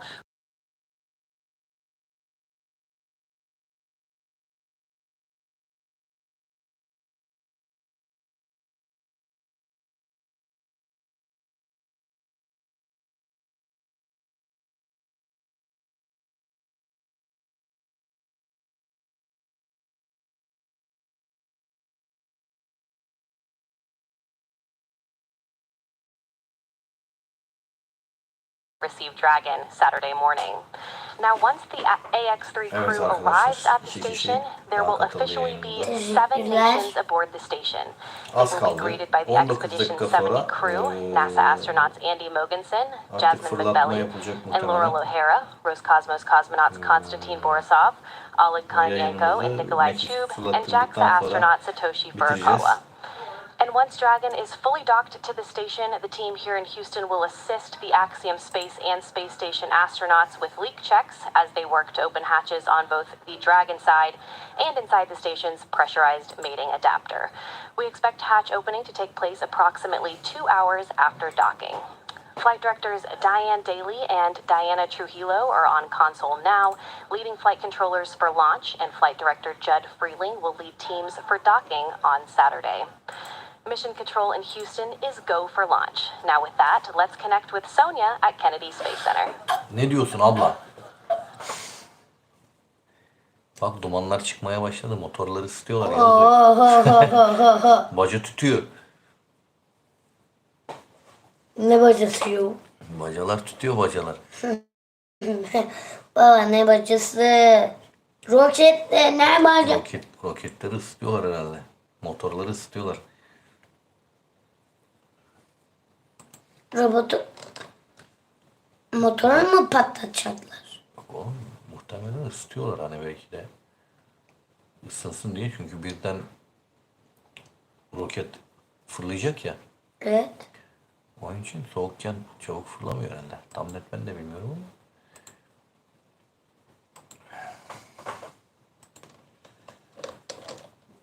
Arkadaşlar gelin. For those of you that have recently tuned in, we are now within 20 minutes of the launch of AX3 to the International Space Station. Officially, T-minus 18 minutes on the dot.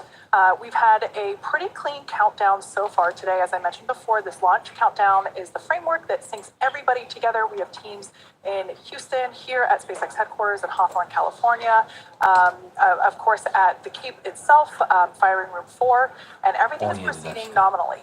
The reports that we heard earlier during the post-crew ingress briefing was that the weather was great, although we can see here on our screen a little cloudy, but we see some blue skies through there, so love to see that. We also heard that the team was working no major issues. Both Falcon and Dragon remained healthy. At T-minus, I believe it was 35 minutes, T-minus 35 minutes, we began prop load or propellant load. We now see white clouds billowing from the vehicle. This is totally normal during this propellant load phase.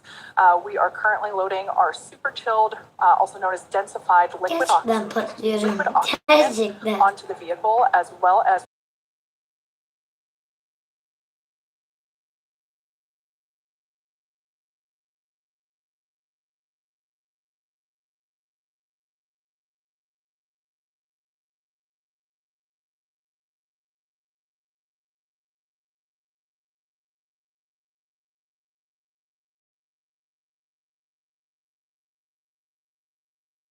it's a little bit more advanced than that. Actually, we see a live view of the crew there waiting so patiently as we are getting All right, so there we heard that call out that stage 2 LOX load has initiated. That is that super chill onto the Falcon 9 second stage. Which is the part of the rocket just below that black and white trunk section that we see there on screen. So the crew, at this particular view, the person on the far left is Marcus Want, one of our mission specialists. To his right is pilot Walter Vilade. To his right is Commander Michael Lopez Alegria, or MLA.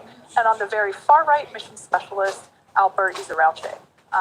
Fun fact for today's flight, it is the first time that we have a repeat flyer on Dragon. That's Commander MLA. He flew on the Axiom 1 mission, and it's so exciting to see him flying once again in Dragon today. He's pretty much an expert at this point. Yeah. All right, well, thank you for that update, Kate. And now for an update from Sonia Gavankar-McKay at Kennedy Space Center with Deputy Administrator Bill Nelson. Thanks so much, John. I'm now joined by NASA Administrator Bill Nelson. Thank you so much for joining us. We're so very close. NASA has so many decades worth of great relationships in the private sector with the commercial sector. Is this a winning strategy for the future? I know NASA is looking now further than Leo into going to the moon and even further. What does this look like going further, and what are we building on?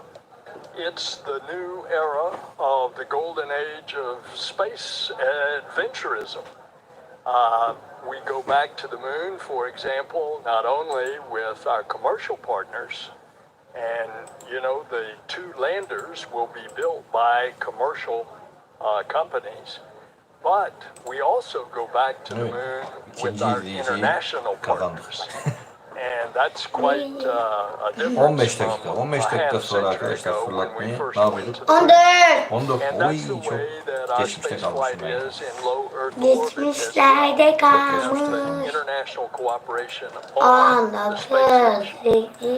Şimdi göstereyim. The commercial operation on the space station as evidenced by this flight here today.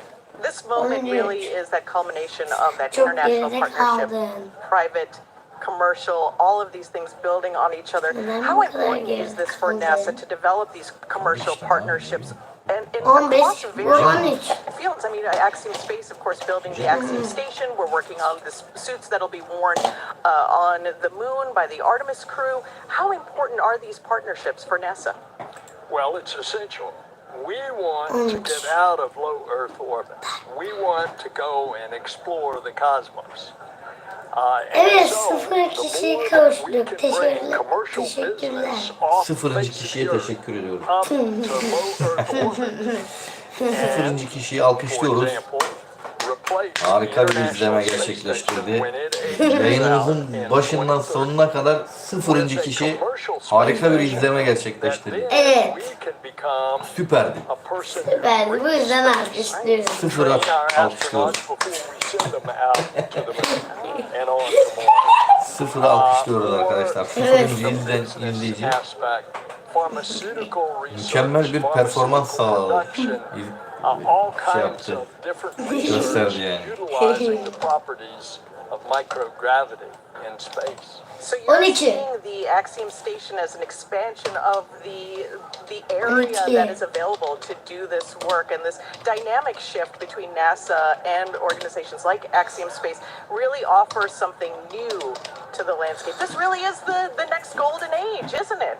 Well, and Axiom is one of several that are now, with incentive money from NASA, building their concepts of a space station for low Earth orbit.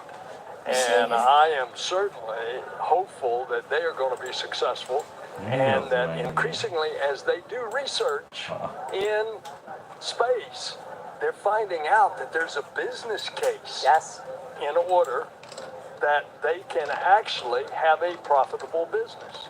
Well, that's what we're looking forward to, and we're looking forward to just this great moment as we build these partnerships, these relationships. Thank you so much for having us here and for being part of this broadcast and sharing this wonderful moment for all of our organizations, SpaceX, Axiom Space, NASA, working together as usual, right? Thank you so much. Thanks so much, Senator. Thanks for joining us.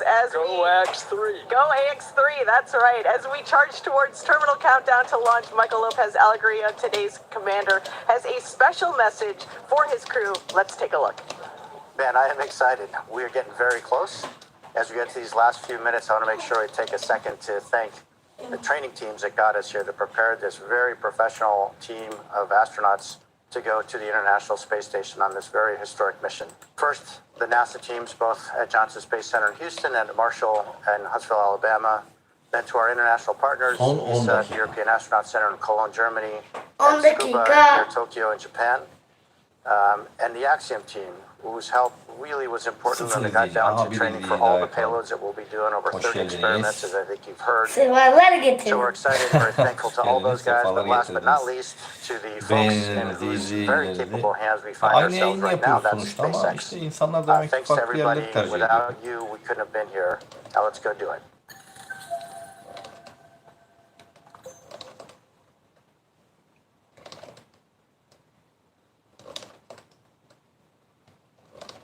view of our AX3 crew there, strapped in and ready for liftoff just over 10 minutes from now. Dragon SpaceX, confirm crew displays are configured for launch.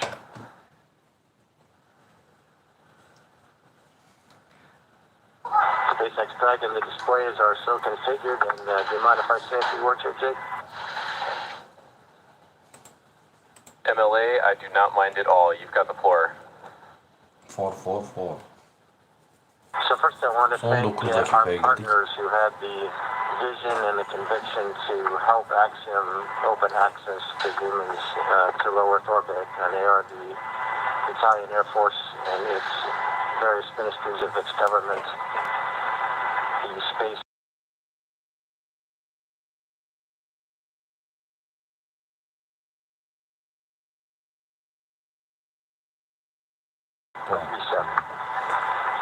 And I also want to thank the team. If you're listening to this through an earpiece sitting in Hangar X at Launch Control or in Hawthorne and Mission Control, you're on the Bir kişi team. adını yazsın. And the same Bu is true izleyen of bir people who kişi are adını sitting at yazsın. those consoles and consoles just like them and Mission Control. Adını Center in Huntsville. Same is true for all the trainers that helped us get where we are today with the crew ready to launch.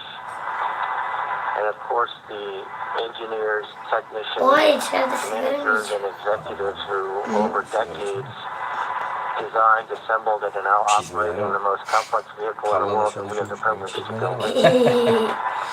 Tarla çizmesi. It's true for the visionaries who ne zaman and developed this amazing rocket that we're sitting on and the beautiful and capable capsule that we're sitting in. And if you're in the rescue ops center, you guys are on the team. And of course, so are our friends and families who have given us their love and support from the very first step of this journey. And last but not least, the team at Axiom Space, the people who have poured their blood, sweat, and tears into this.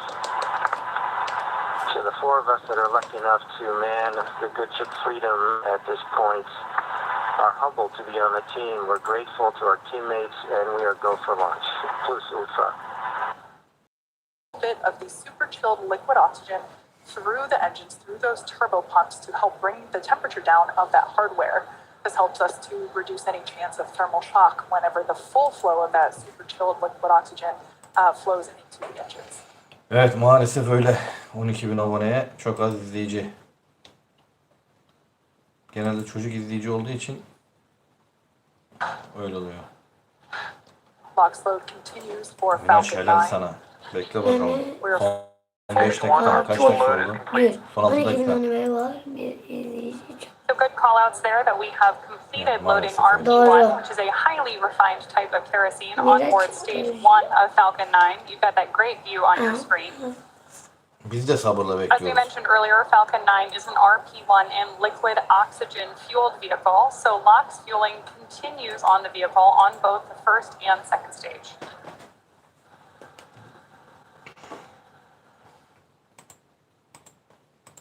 Blue skies there at the launch site. We're launching out of pad 39A at Kennedy Aynen Space öyle. Center. Maalesef We öyle are oldu. 60% go for those weather conditions, which we're always keeping an eye on around the Florida airspace.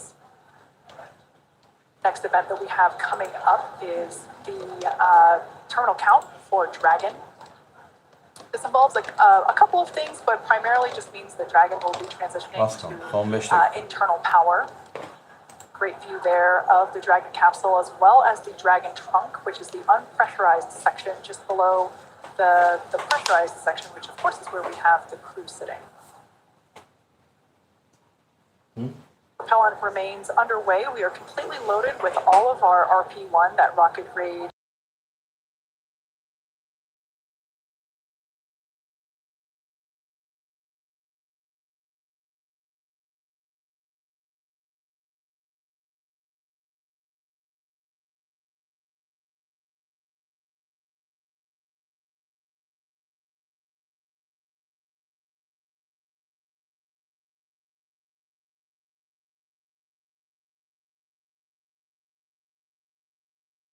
but also as a structural support system. Going back is retracting.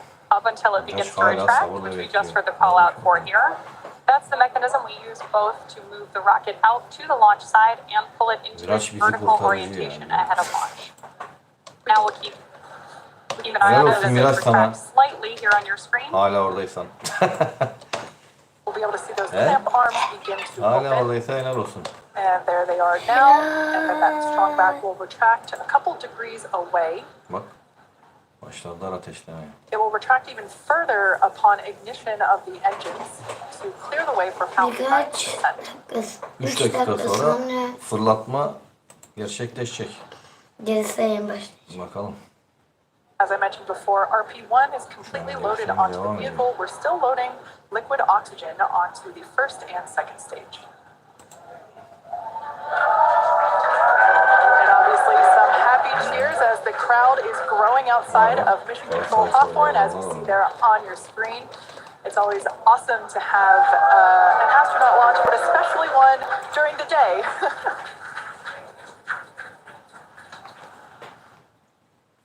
Devam ediyoruz. Bu inşallah kaydedilir abi. Stage 1 launch load is complete.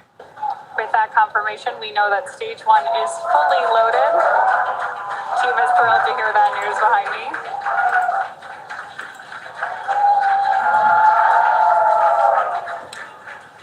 Baca tutmaya başladı. At liftoff, stage 1 combined between that RP1. Dragon is in terminal count and is on internal power. There is confirmation that Dragon is on internal power and headed into the final minutes of our countdown. NASA'da canlı yayın. 2 dakika. Bunlar barışÖzcanların kanalı. As I was saying earlier, at liftoff, Falcon 9 will be burning nearly 700 gallons of fuel per second. 224.000 kişiyle There izlenme. two of our crew inside Dragon, awaiting liftoff just over 2 minutes from now. Sabit bir. O da Miraç. Miu. Muhtemelen yani. Miu. Miu. We're now standing by for completion Bu of işler böyle. launch load on the second Adamın stage. ama 6 milyon takipçisi var. Bak şimdi.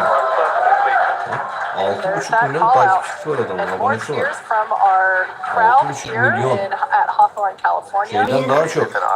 Mr. Beast'ten daha çok. Yok.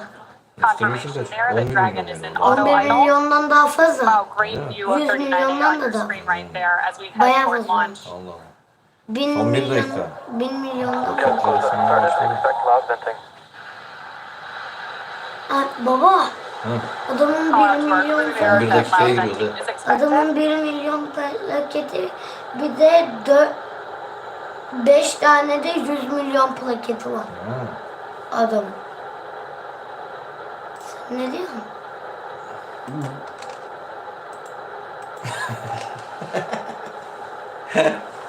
Devam ediyoruz. Canlı yayın kazaları. Hey! Hey! Confirmation that Falcon 9 is in startup and Dragon is in Koltuklara countdown, yapışırlar. Onları which gösterecekler ama. means that the vehicles are now controlling the final seconds as we lead up to liftoff. 7.46. Oğlum burada 4 bak kalkıyor şimdi bak bu bizimki biraz geriden geliyor galiba. And there's confirmation from our flight Bizim yayın biraz director. geriden geliyor arkadaşlar. Şu an roket fırlatıldı. We are go for launch. Evet. 33. 32. 31. Az Şu an kaldı. geri sayım tersine başladı. Roket fırlatıldı normalde. Yayın biraz geriden geliyor. 19. Şeyin fırlatan şeyler şirketin. 19, 8, 7, 6, 5, 4, 3, 2, 1, 0. Kalkış başlıyor. Uçuyor, uçuyor, uçuyor. Uçuyor. Opening the door for more follow. Değil mi?